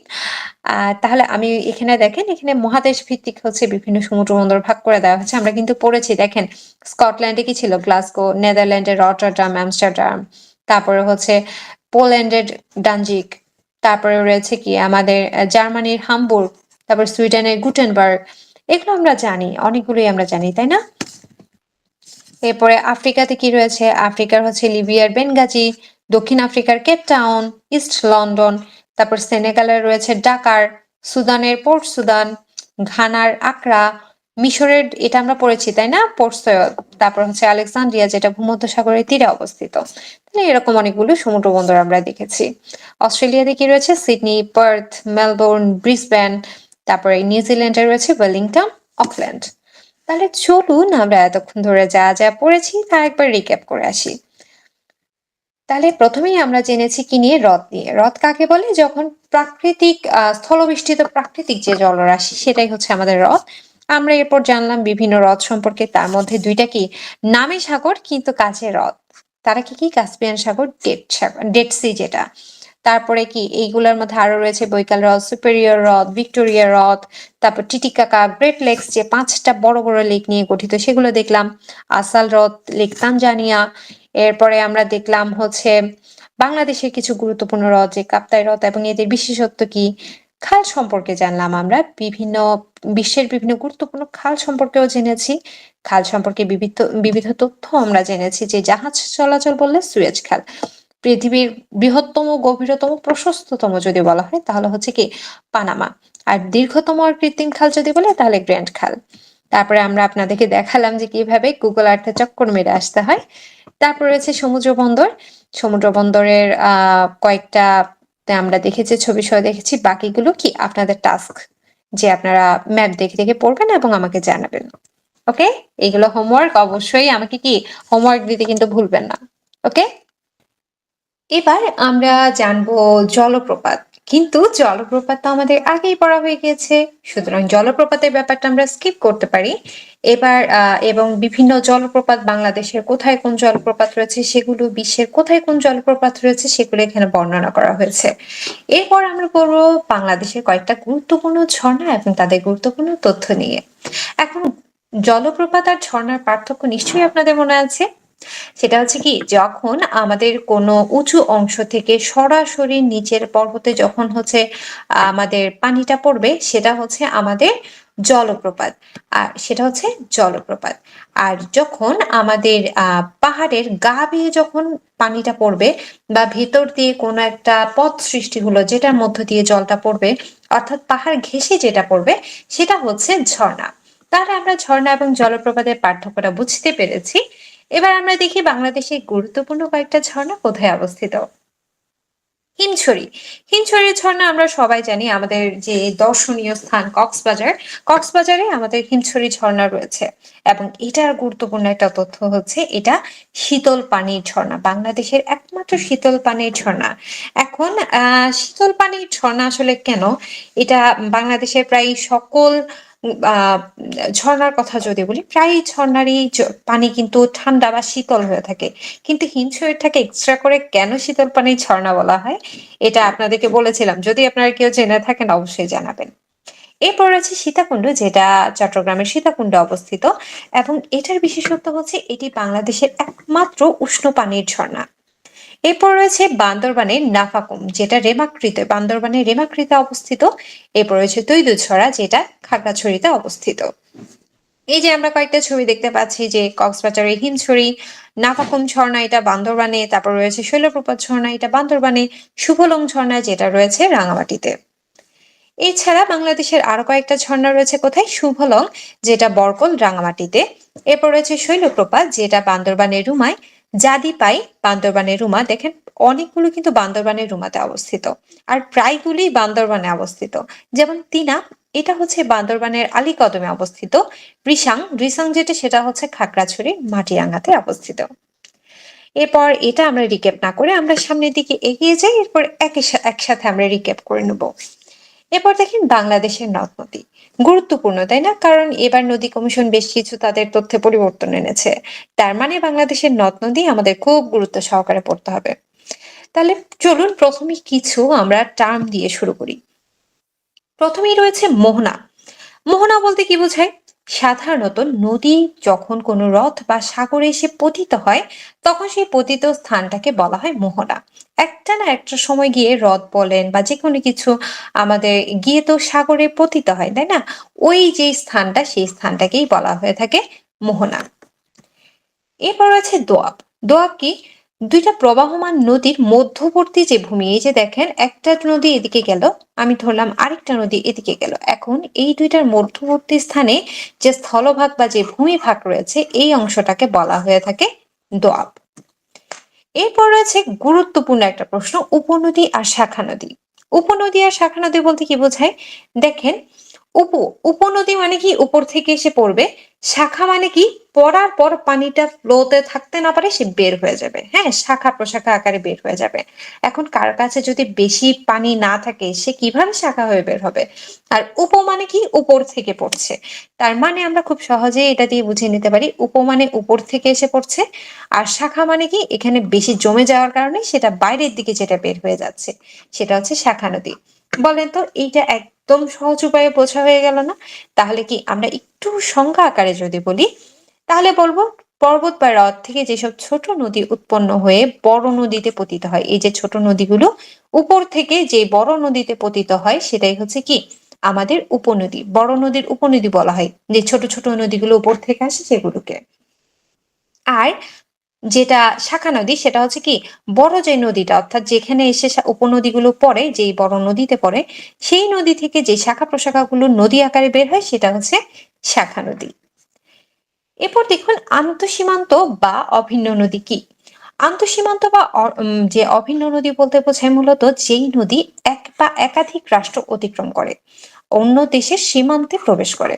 তার মানে আমাদের বাংলাদেশের সীমান্ত কয়টা? সীমান্তবর্তী দেশ হচ্ছে দুইটা, একটা মায়ানমার আর একটা হচ্ছে ভারত। তাহলে আমাদের জন্য আন্তঃসীমান্তবর্তী নদী কোনটা হবে? যেই নদীগুলো ভারত এবং মায়ানমার থেকে এসে বাংলাদেশে প্রবেশ করেছে সেই নদীগুলোই আমাদের বাংলাদেশের জন্য আন্তঃসীমান্ত বা অভিন্ন নদী। এরপর দেখেন এখানে আমাদের ছবি দেখা যাচ্ছে। এখন আমরা চলে যাই আমাদের কিছু গুরুত্বপূর্ণ টপিক। সেটা কি? দেখেন বাংলাদেশের মোট আন্তঃসীমান্তবর্তী নদী যদি বলা হয় সেটা বাংলাপিডিয়া, যেটা বাংলাদেশের অন্যতম উল্লেখযোগ্য একটা কি নির্ভরযোগ্য একটা জায়গা বলা যায়। এই বাংলাপিডিয়ার একটা সমস্যা আছে, সেটা হচ্ছে বাংলাপিডিয়াতে আপডেট করা হয় না, সাধারণত আপডেটেড নিউজটা থাকে না। তো তবুও আমাদেরকে বাংলাপিডিয়া কি একটু হলেও জানতে হবে, কারণ বলা যায় না যে প্রশ্নকর্তা কোন ওয়েবসাইট দেখে প্রশ্ন করেন বা কোনটার ভিত্তিতে কোন উত্তরের ভিত্তিতে তিনি প্রশ্ন করছেন, তাই আমাদের জেনে রাখতে হবে। তাহলে বাংলাদেশে মোট আন্তঃসীমান্তবর্তী নদী হচ্ছে 58টা বাংলাপিডিয়ার মতে। আর যৌথ নদী কমিশনের অনুসারে হচ্ছে বাংলাদেশের আন্তঃসীমান্তবর্তী নদী 57টা। সেক্ষেত্রে ভারতে বাংলাদেশের যে আন্তঃসীমান্তবর্তী নদী সেরকম নদী রয়েছে 55টা বাংলাপিডিয়ার অনুযায়ী, এবং যৌথ নদী কমিশন অনুযায়ী রয়েছে 54টা। এবার দেখেন ভারত আর মায়ানমারের আন্তঃসীমান্তবর্তী নদী রয়েছে 3টা। কি কি? একটা নাম, সাঙ্গু, আর একটা হচ্ছে মাতামুহুরী। আর বাংলাদেশ থেকে ভারতে প্রবেশকারী, এতক্ষণ কি বলেছি আমাদের ভারত থেকে বাংলাদেশ এসেছে, কিন্তু এখন বাংলাদেশ থেকে ভারতে প্রবেশকারী নদী হচ্ছে একটা, সেটা হচ্ছে কি কুলিক। আবার কয়েকটা নদী এমন আছে যে যাদের খুব দেশের জন্য টান, তারা কি করে, তারা বাংলাদেশ থেকে ভারতে গিয়ে পুনরায় আবার বাংলাদেশে ফিরে এসেছে। এরকম নদী রয়েছে 4টা। কি কি? আত্রাই, পুনর্ভবা, টাঙ্গন এবং মহানন্দা। বাংলাদেশে উৎপত্তি আর সমাপ্তি খুবই খুবই গুরুত্বপূর্ণ। এইটাকে হচ্ছে কি হালদা নদী, এটা হচ্ছে এশিয়ার বৃহত্তম প্রাকৃতিক প্রজনন কেন্দ্র, এবং এটার উৎপত্তি কোথায়? খাগড়াছড়ির বাদানতলী। আর কোথায় এসে শেষ হয়েছে? চট্টগ্রামের কালুরঘাটে। এখন আপনারা কালুরঘাট বলতেই কিন্তু আপনাদের মনে পড়ে মুড়ির টিন যে গানটা রয়েছে না, ওই যেটা হচ্ছে আমাদের কি সঙ্গীত যে কি বলেন না, কোক স্টুডিও যেটা বের করলো মুড়ির টিন গানটা সবাই তো শুনেছেন তাই না? সেই কালুর ঘাটের কথা যেটা বলে চট্টগ্রামে, এই কালুর ঘাটটাই হচ্ছে কি এই জায়গাটাতেই হালদা নদীর সমাপ্তি। এরপর দেখেন হালদা নদী যেটা, এই হালদা নদীটা কেন বেশি গুরুত্বপূর্ণ? কারণ হালদা নদী আমাদের কি মুজিব বর্ষ যেটা হয়েছিল সেই মুজিব বর্ষে হালদা নদীকে বঙ্গবন্ধু মৎস্য হেরিটেজ বা বঙ্গবন্ধু ফিশারিজ হেরিটেজ হিসেবে ঘোষণা করা হয়েছিল, যেহেতু এটা এশিয়ার বৃহত্তম প্রাকৃতিক প্রজনন কেন্দ্র। তো এই জন্য এটাকে এই নামকরণ করা হয়েছে, তাই এটা খুবই খুবই গুরুত্বপূর্ণ। এরপর দেখেন নদী সম্পর্কিত কিছু গুরুত্বপূর্ণ আরো তথ্য যদি আমরা জানি, এবারে নদী কমিশন যেটা প্রকাশ করেছে আর কি, তো সেই অনুযায়ী নদীপথের দৈর্ঘ্য 22,000 কিলোমিটার, নদ নদীর সংখ্যা হচ্ছে টোটাল 1008টি। দীর্ঘতম নদী যদি বলি আমরা, বাংলাদেশের বর্তমানে দীর্ঘতম নদী হচ্ছে পদ্মা নদী, যেটা 341 কিলোমিটার। এবং দ্বিতীয় নদী হচ্ছে কি দ্বিতীয় দীর্ঘতম নদী হচ্ছে ইছামতি নদী, যেটা 11টি জেলার মধ্য দিয়ে প্রবাহিত। আসলে নদী কমিশনও কনফিউজ হয়ে গিয়েছে, ওরা দু একদিন আগে দিয়েছিল ইছামতি নদী, তার ঠিক কিছুদিন পরেই তারা আবার তাদের বয়ান চেঞ্জ করলো, তারা বলল যে না, এখনো কি, এটা হচ্ছে দীর্ঘতম, এখন হয়ে যাবে পদ্মা। সুতরাং লেটেস্টটাই আমরা জানবো। দীর্ঘতম নদী হচ্ছে আমাদের পদ্মা নদী, আর দ্বিতীয় নদী হচ্ছে ইছামতি নদী। তাহলে সবচেয়ে বেশি জেলা দিয়ে প্রবাহিত হয়েছে কোন নদীটা? পদ্মা নদী, যেটা ১২টা জেলার উপর দিয়ে প্রবাহিত হয়েছে। এবং সবচেয়ে বেশি নদী প্রবাহিত হয়েছে যেই বিভাগ দিয়ে, সেটা হচ্ছে ঢাকা বিভাগ। ঢাকা বিভাগের উপর দিয়ে, যেহেতু জেলাটা বড়, বিভাগটা বড়, সেহেতু এটার উপর দিয়ে নদী প্রবাহিত হয়েছে বেশি, প্রায় ২২২টা নদী। এবং ক্ষুদ্রতম নদীর কথা যদি বলি, সেটা হচ্ছে গাঙ্গিনা, যেটা ৩২ মিটার, এবং এটা অবস্থান করছে কোথায়? ময়মনসিংহ। আর বাংলাদেশে সবচেয়ে বেশি নদী প্রবাহিত হয়েছে যেই জেলা দিয়ে, অর্থাৎ আমরা বিভাগ অনুসারে সবচেয়ে বেশি নদী প্রবাহিত হয়েছে ঢাকা, জেলা হিসেবে সবচেয়ে বেশি প্রবাহিত হয়েছে সুনামগঞ্জ জেলা দিয়ে, প্রায় ৯৭টা। তাহলে এবার দেখি আমরা একটু জিনিসগুলোকে যদি সামারাইজ করে ফেলি, একটা ছক আকারে নিয়ে আসি। খরস্রোতা নদী কর্ণফুলী, খুবই খরস্রোত, খুবই মানে খুব ঢেউ থাকে আর কি, প্রচুর। আর এরপর রয়েছে কি, দীর্ঘতম নদী হচ্ছে পদ্মা, প্রশস্ততম এবং গভীরতম এই দুইটা নদী হচ্ছে আমাদের জন্য মেঘনা। তাহলে দীর্ঘতম, বেশি লম্বা বললে পদ্মা, প্রশস্ত আর গভীরতম যদি বলা হয় তাহলে মেঘনা, অর্থাৎ মোটা আর লম্বা যদি বলে তাহলে হচ্ছে মেঘনা। এরপর চরের সংখ্যা সবচেয়ে বেশি রয়েছে যমুনাতে, এবং বাংলাদেশ দক্ষিণ পশ্চিম উপকূল থেকে ভারতকে পৃথক করেছে। বাংলাদেশের যে দক্ষিণ অঞ্চল, অর্থাৎ বঙ্গোপসাগর, এবং পশ্চিম অঞ্চল মানে কি, খুলনার দিকে যে অঞ্চলটা, এই দিকে বা ভারতের কাছ থেকে বাংলাদেশ, এই দুইটাকে পৃথক করেছে হচ্ছে হারিয়াভাঙা নদী। আর বাংলাদেশ থেকে ভারতে প্রবেশকারী নদী আমরা পড়েছি কুলিক, আর বাংলাদেশ মিয়ানমারের পৃথককারী নদী হচ্ছে নাফ নদী। এরপর রয়েছে উত্তরাঞ্চলের লাইফলাইন যেটাকে বলা হয়, সেটা হচ্ছে তিস্তা নদী। এইটা আমরা আগেই জেনেছি যে কোন কোন নদী হচ্ছে বাংলাদেশ থেকে গিয়ে আবার বাংলাদেশে ফিরে আসে, বেশি দেশপ্রেমিক নদী। প্রাকৃতিক মৎস্য প্রজনন কেন্দ্র আমরা জানি, বাংলাদেশের অভ্যন্তরে উৎপত্তি সমাপ্তিও আমরা জানি। কুমিল্লার দুঃখ হচ্ছে গোমতী নদী। আর বাংলাদেশের প্রথম জীবন্ত সত্তা নদী হচ্ছে তুরাগ নদী। হ্যাঁ, এইটা গুরুত্বপূর্ণ। এই তুরাগ নদীটাকে প্রথমেই বলা মানে প্রথমবারের মতো বলা হয়েছে যে তার কি আছে, একটা জীবন্ত সত্তা রয়েছে। এইটা মানে এইটা কি বলে, এটা করা হয়েছিল হচ্ছে আপনার ৩০ জানুয়ারি ২০১৯ সালে এটা করা হয়েছিল, অর্থাৎ আইনগতভাবে এটাকে ব্যক্তি হিসেবে বিবেচনা করা হয়েছে। এরপর নদী সম্পর্কিত কিছু প্রতিষ্ঠানের কথা যদি বলি, তাহলে এরকম প্রতিষ্ঠান রয়েছে নদী গবেষণা ইনস্টিটিউট, যেটা বাংলাদেশের কি নদী গবেষণা ইনস্টিটিউট কিছুদিন আগে যে তথ্যগুলো আমাদেরকে দিল আর কি। তো এই ইনস্টিটিউটটা অবস্থিত হচ্ছে ফরিদপুরে, কিন্তু এটা আগে ফরিদপুরে ছিল না, এটা আগে ছিল ঢাকায়, যেটা ১৯৭৭ সালে প্রতিষ্ঠা লাভ করেছিল। পরে ফরিদপুরে স্থানান্তর করা হয়েছে ১৯৮৮ সালে। বাংলাদেশের বৃহত্তম নদী বন্দরের কথা যদি বলি, তাহলে বলতে হয় কার কথা? নারায়ণগঞ্জের শীতলক্ষ্যা নদী বন্দরের কথা। এরপরে দেখুন, নদী বিষয়ক চুক্তির কথা যদি বলি, জয়েন্ট রিভার কমিশন, যেটা সেই যৌথ নদী কমিশন হচ্ছে কি স্বাক্ষরিত হয়েছিল মার্চ মাসের ১৯৭২ সালে, যেটা বাংলাদেশে করা হয়েছিল স্বাক্ষরটা, এবং বাংলাদেশের পক্ষে স্বাক্ষর করেছিলেন শেখ মুজিবুর রহমান, এবং আহ আমাদের ইন্ডিয়ার পক্ষ থেকে করেছিলেন ইন্দিরা গান্ধী। এটার উদ্দেশ্য ছিল কি, বন্যা নিয়ন্ত্রণ এবং নদী নাব্যতা বৃদ্ধিতে পারস্পরিক সাহায্য ইত্যাদি কাজে হচ্ছে একে অপরকে সাহায্য করা। যদিও ব্যাপারটা আসলে এভাবে এক্স্যাক্টলি যেই উদ্দেশ্যে করা হয়েছিল, উদ্দেশ্যটা এখনো পুরোপুরিভাবে সফল হয়নি, তবে আমরা আশাবাদী নিশ্চয়ই সামনে হবে। এরপর চলুন তাহলে আমরা একটু রিক্যাপ করে আসি। আমরা বাংলাদেশের বিভিন্ন জলপ্রপাত, ঝর্ণা সম্পর্কে দেখলাম। এরপরে বাংলাদেশের নদ নদীর জন্য কয়েকটা গুরুত্বপূর্ণ আমরা যেই কোড, যে ওয়ার্ড বলা যায়, কোড ওয়ার্ড, মোহনা, দোয়াব, তারপর হচ্ছে শাখা নদী, উপনদী, আন্তঃসীমান্তবর্তী নদী কি, এগুলো জানলাম, কয়টা করে আছে, বিভিন্ন গুরুত্বপূর্ণ তথ্য সম্পর্কে জানলাম নদী সম্পর্কিত। তো এভাবে করেই আমাদের এই পার্টটা শেষ হয়েছে। এবার আমরা জানবো বিভিন্ন নদ নদীর উৎপত্তি স্থল সম্পর্কে। এটা থেকে প্রায় সময় প্রশ্ন আসে যে কোন নদীটার উৎপত্তি স্থল কোথায়, বা এই জায়গাটা থেকে কোন নদীটা উৎপন্ন হয়েছে। তো এইটা আপনাদের জন্য একটা গুরুত্ব, মানে কি বলবো, একটা আমি বিভিন্ন নেটের ঘেটে হচ্ছে একটা সুন্দর একটা চিত্র পেয়েছি আপনাদের জন্য। আশা করছি আপনারা এটা থেকে খুব সহজে বুঝতে পারবেন। দেখেন, প্রথমেই আমি ধরে নিলাম এটা হচ্ছে আমার কি বাংলাদেশের ম্যাপ, তাই তো? এখন এখানে আমাদের এদিক থেকে এদিকে কি রয়েছে? ভারতের পশ্চিমবঙ্গ, তাই না? এখন ভারতের পশ্চিমবঙ্গ যেটা রয়েছে এখান থেকে আমাদের কি হচ্ছে, আমাদের যে নদী বয়ে বয়ে আসছে। এখন এই নদীর নাম হচ্ছে কি গঙ্গা নদী। গঙ্গা নদী যখন বাংলাদেশে আসে, বাংলাদেশে আসার পর সে কোন পথ দিয়ে প্রবেশ করছে দেখেন তো, এই জায়গাটার নাম হচ্ছে চাঁপাইনবাবগঞ্জ। এই জায়গা দিয়ে প্রবেশ করার পর সে নাম নিয়ে নেয় কি পদ্মা। তো সে এই জায়গাতে রয়েছে। এবার আমরা যাই একটু উপরের দিকে। উপরের দিকে গেলে দেখেন আমাদের এই জায়গাটাতে কি পঞ্চগড় জেলা রয়েছে না? এই পঞ্চগড়ের এদিক থেকে আমাদের কি একটা আরেকটা নদী রয়েছে যার নাম হচ্ছে করতোয়া নদী। এই করতোয়া নদীটা এদিক থেকে কি আসতে থাকে। এই করতোয়া নদীটা আমার যে পঞ্চগড় দিয়ে প্রবেশ করলে এটার উৎপত্তি স্থল কোথায় দেখেন তো?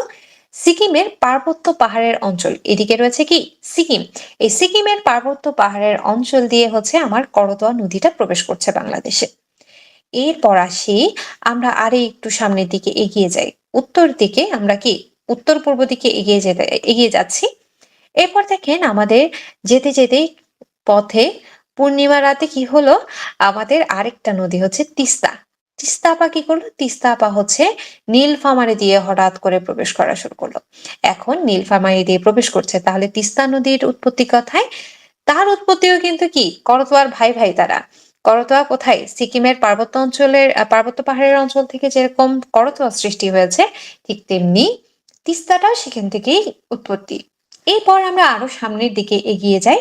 এগিয়ে যেতে যেতে এবার পেলাম কুড়িগ্রামে গিয়ে আমরা দেখতে পাচ্ছি একটা নদ প্রবেশ করেছে। সেটা কোন নদ? সেটা হচ্ছে ব্রহ্মপুত্র নদ। এটা আসছে কোথা থেকে? এটার উৎপত্তি স্থল হচ্ছে তিব্বতের কৈলাস শৃঙ্গের মানব সরোবর।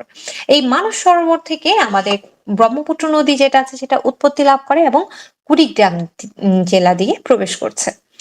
এরপর যেতে ডান পাশে যেতে যেতে আমরা পেলাম সিলেট।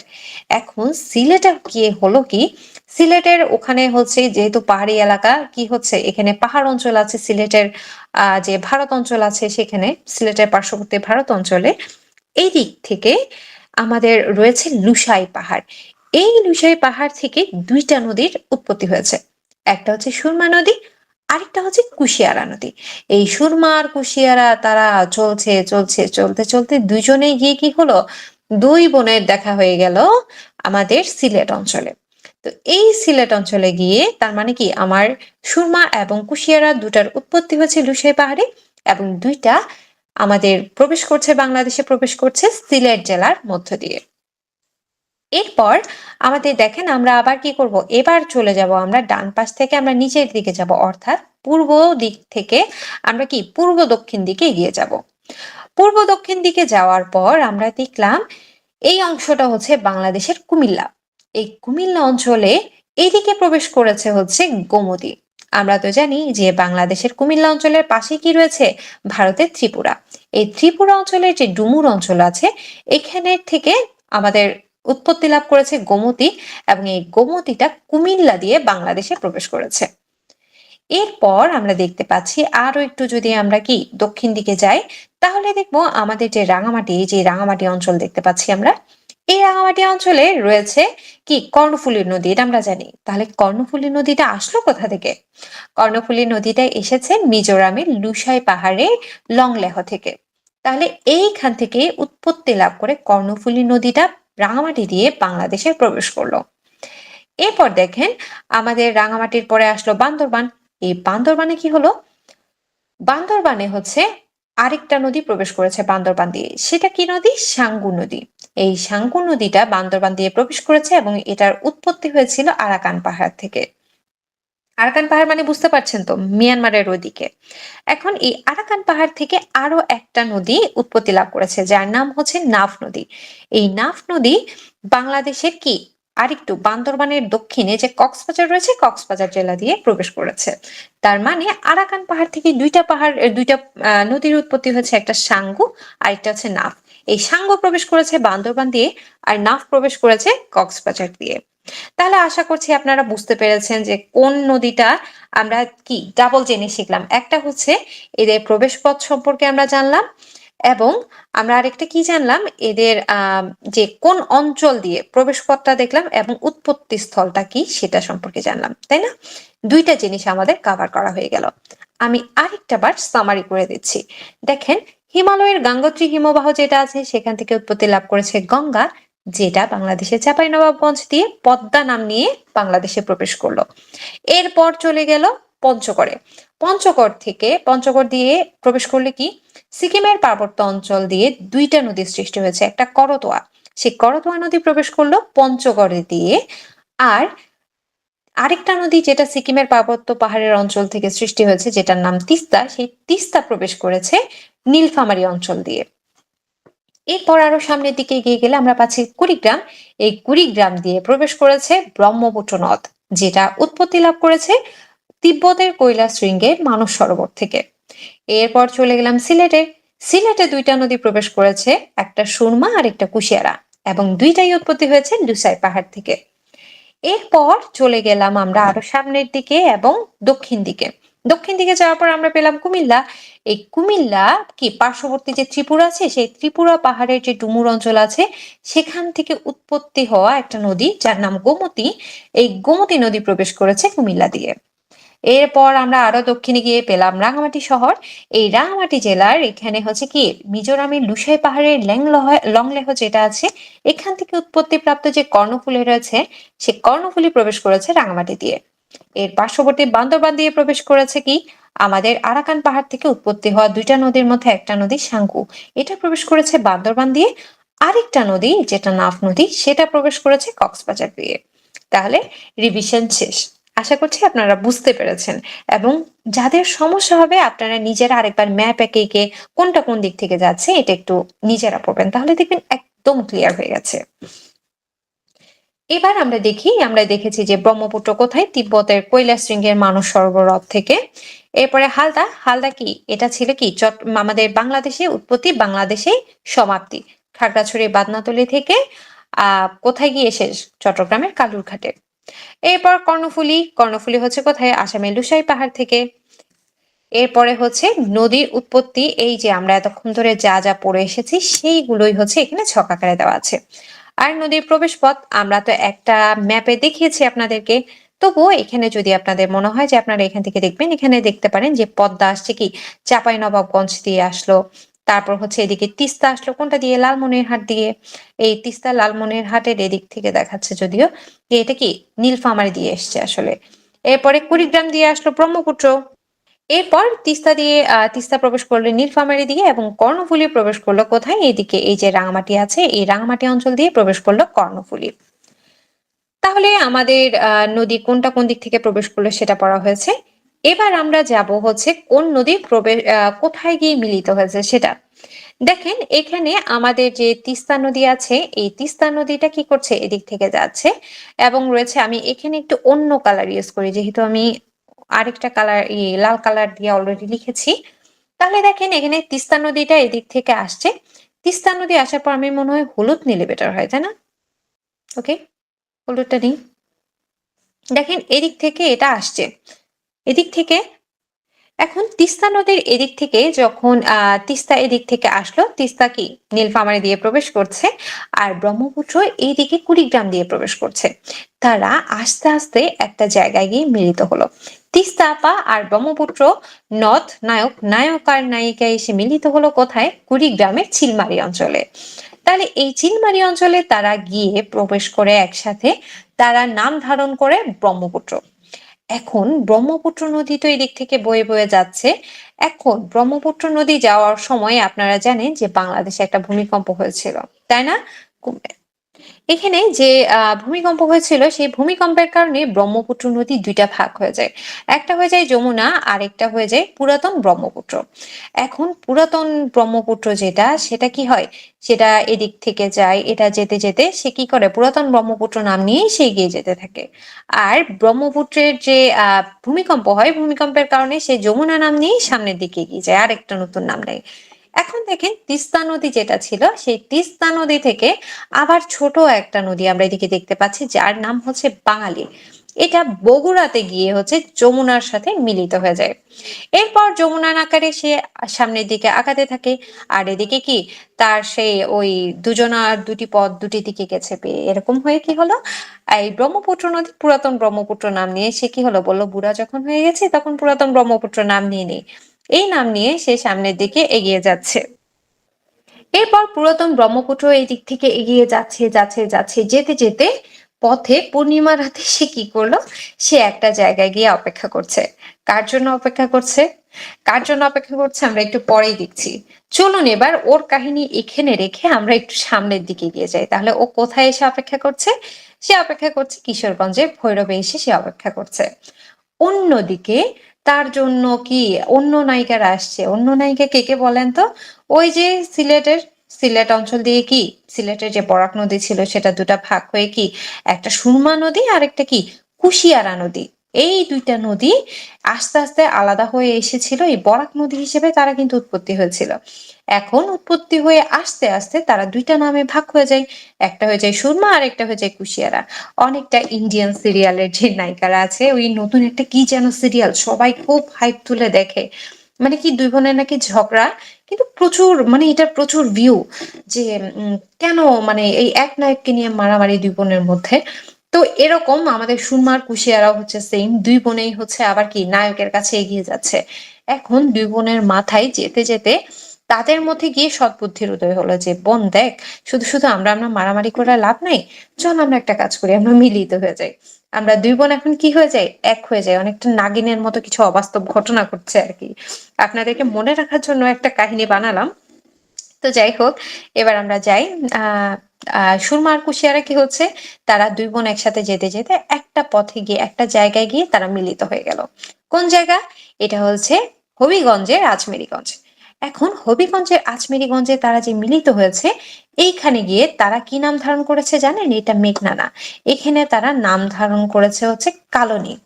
কালনী নাম ধারণ করে তারা সামনের দিকে, তারা কি দুই বোন এক হয়ে গেল। দুই বোন এক হয়ে এবার সামনে সামনে যেতে যেতে যেতে যেতে যখন ভৈরবের কিশোরগঞ্জে চলে গেল, দেখা হলো কার সাথে, নায়ক পুরাতন ব্রহ্মপুত্রের সাথে। তারা দুজন এবার মিলিত হয়ে গেল কোথায়, কিশোরগঞ্জের ভৈরবে।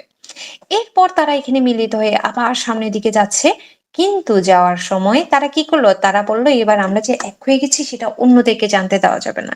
ওই যে সিরিয়ালের মধ্যে কি পিছনে এক কাহিনী সামনে দেখায় এক কাহিনী, তারপর দেখায় পিছনে, ওই যে ব্যাপারটা হয়েছে অনেকটা, আমি যে কি বলে যেন, ওই যে আমাদের ম্যাডাম একজন বলতো তখন যে তোমরা যে আমি যে পড়াই তোমরা যে সেটা বুঝো না, সেটা যে আমি বুঝি তোমরা কি সেটা বুঝো। তো অনেকটা ব্যাপারটা হয়ে যায় এরকম, যে তারা আবার কি করলো, তারা বলছে যে আমরা এবারে মিলিতভাবে ফ্লার্ট করব সামনে গিয়ে, যাকে পাই তার সাথে। এখন চলো আমরা আবার হচ্ছে আমরা দুজন কি মিলিত হয়ে যাই। কে কে মিলিত হলো, পুরাতন ব্রহ্মপুত্র আর কালনী নাম ধারণ করা যে সুরমা কুশিয়ারা এক হয়ে কালনী হলো। এরপর কালনী মিলিত হলো ব্রহ্মপুত্রের সাথে, এবং তারা চারো যে তিন চারটা নাম নিয়ে যে মিলিত হলো ভৈরবে, কিশোরগঞ্জের ভৈরবে, সেখানে তারা আরেকটা নাম ধারণ করে যার নাম হচ্ছে মেঘনা। মেঘনা নাম নিয়ে এবার তারা সামনের দিকে এগিয়ে যাচ্ছে যাচ্ছে যাচ্ছে। এবার তাদের কাহিনী একটা জায়গায় এসে কি স্টপ করে দিই আমরা, কোথায়, তাদের কাহিনী স্টপ করব হচ্ছে চাঁদপুরে। আমাদের কি শাহরিয়ার ভাইয়ের বাপের বাড়িতে আর কি, আমরা 1 নাম্বার 2 নাম্বার 3 নাম্বার 4 নাম্বার শ্বশুর বাড়ি বাদ দিয়ে এখন আমরা ভাইয়ের একটু বাপের বাড়ির দিকে যাই। তো শাহরিয়ার ভাইয়ের বাপের বাড়ি হচ্ছে আবার চাঁদপুরে। তো চাঁদপুরে গিয়ে আমরা ওয়েট করছে, কে ওয়েট করছে আমাদের জন্য, মেঘনা ভাবি। আমি জানি না আবার ভাইয়ের কোনো 1 নাম্বার 2 নাম্বার 3 নাম্বার 4 নাম্বার কোনো ভাবির নাম কি মেঘনা আছে কিনা, এটা কিন্তু আবার আমি জানি না, আমার দোষ দিয়েন না। হ্যাঁ, এবার দেখেন আমরা একটু দেখি যে আমাদের কি যমুনা নদী, ওই যে পুরাতন ব্রহ্মপুত্র আর যমুনা আলাদা হয়ে গিয়েছিল না, তো সেখানে তারা গিয়ে একটা জায়গায় অবস্থান করছিল না, একটা জায়গায় অপেক্ষা করছিল কার জন্য যেন, কার জন্য অপেক্ষা করছিল, গোয়ালন্দ রাজবাড়িতে সে অপেক্ষা করছিল আরেকটা নদীর জন্য। আর কাকে কি আহ ফাঁদে ফেলা যায়, এখন কাকে ফাঁদে ফেললো, চাঁপাই নবাবগঞ্জ দিয়ে যে আমাদের গঙ্গা নদী যেটা আসছিল সেটা তো পদ্মা নাম ধারণ করে বাংলাদেশে আসছে। যমুনা বলল এবার তাহলে পদ্মাকেই একটু মানে কি বলে পদ্মাকেই একটু যাচাই বাছাই করে দেখি, পদ্মাকে নিয়ে হচ্ছে আগানো যাক। এখন পদ্মাও খুশি মনে নাচতে নাচতে আসছে, এসে এসে দেখা হয়ে গেল রাজবাড়ির গোয়ালন্দতে, এসে দেখা হয়ে গেল যমুনার সাথে। এখন এই যমুনার এখানে এসে তারা করলো কি, যমুনা আর পদ্মা এখানে মিলিত হয়ে গেল। কোথায় মিলিত হলো? রাজবাড়ির গোয়ালন্দে মিলিত হলো। এবং এরপরে পদ্মার প্রভাবটা এতটাই বেশি ছিল যে যমুনা আর টিকতে পারেনি। যমুনা নিজের নামটা টিকিয়ে রাখতে না পেরে যমুনাও পদ্মা নাম ধারণ করে এবার সামনের দিকে এগিয়ে যাচ্ছে। বলেন তো এবার যেতে যেতে শারিয়ার ভাইয়ের বাপের বাড়িতে গিয়ে বাপের বাড়িতে কে অপেক্ষা করছে? বাপের বাড়িতে অপেক্ষা করছিল মেঘনা ভাবি। এরপর মেঘনা ভাবি পদ্মা ভাইয়ের সাথে মিলিত হয়ে, পদ্মা ভাই না, পদ্মাটাও ভাবি, ওটা একটু রংধনু আর কি, বুঝে নেন না। তো পদ্মা নদীর সাথে মেঘনা নদী মিলিত হয়ে শেষমেশ তারা গিয়ে পড়লো কোথায়? আবার একসাথে মিলিত হয়ে মেঘনা নাম নিয়ে তারা সামনে যেতে যেতে মেঘনা ভাবির জয় জয়কার করতে করতে তারা বঙ্গোপসাগরে গিয়ে মিলিত হলো। ওকে, তাহলে এভাবে করে তাদের কেচ্ছা খতম হলো যে তারা বঙ্গোপসাগরে গিয়ে কি সব প্রেম শহীদ হয়ে গিয়েছে। অন্যদিকে দেখেন আমাদের রাঙামাটিতে যে কর্ণফুলী নদী আছে এটা তো আমরা জানি। এখন রাঙামাটির কর্ণফুলীটা যেতে যেতে পথে সে কোথায় গিয়ে আটকে গেল? চট্টগ্রামের কালুরঘাটে। কালুরঘাটে গিয়ে সে অপেক্ষা করছে। আবার এদিক থেকে কি আমাদের যে ওই যে খাগড়াছড়ির বাদনাতলী থেকে যে হালদা নদী ছিল সেই হালদা নদীটা সামনের দিকে গিয়ে আসছে। আস্তে আস্তে চট্টগ্রামের কালুরঘাটে তাদের দুজনের দেখা হয়ে গেল। এখন এদের দেখা হওয়ার পর কি হবে বলেন তো? তারা দুইটা মিলিত হয়ে যাবে এবং এই দুইটা মিলিত হয়ে আবার কি হবে? এদিকে গিয়ে তারা এই যে এদিক থেকে তারা কি বঙ্গোপসাগরে পতিত হবে। এই হলো তাদের কেচ্ছা কাহিনী। তাহলে আমরা মোটামুটি বুঝে গেলাম কয়েকটা মেইন মেইন জায়গায় হচ্ছে কি তারা মিলিত হয়েছে, কে কার নাম নিয়েছে। আশা করছি আপনারা বুঝতে পেরেছেন।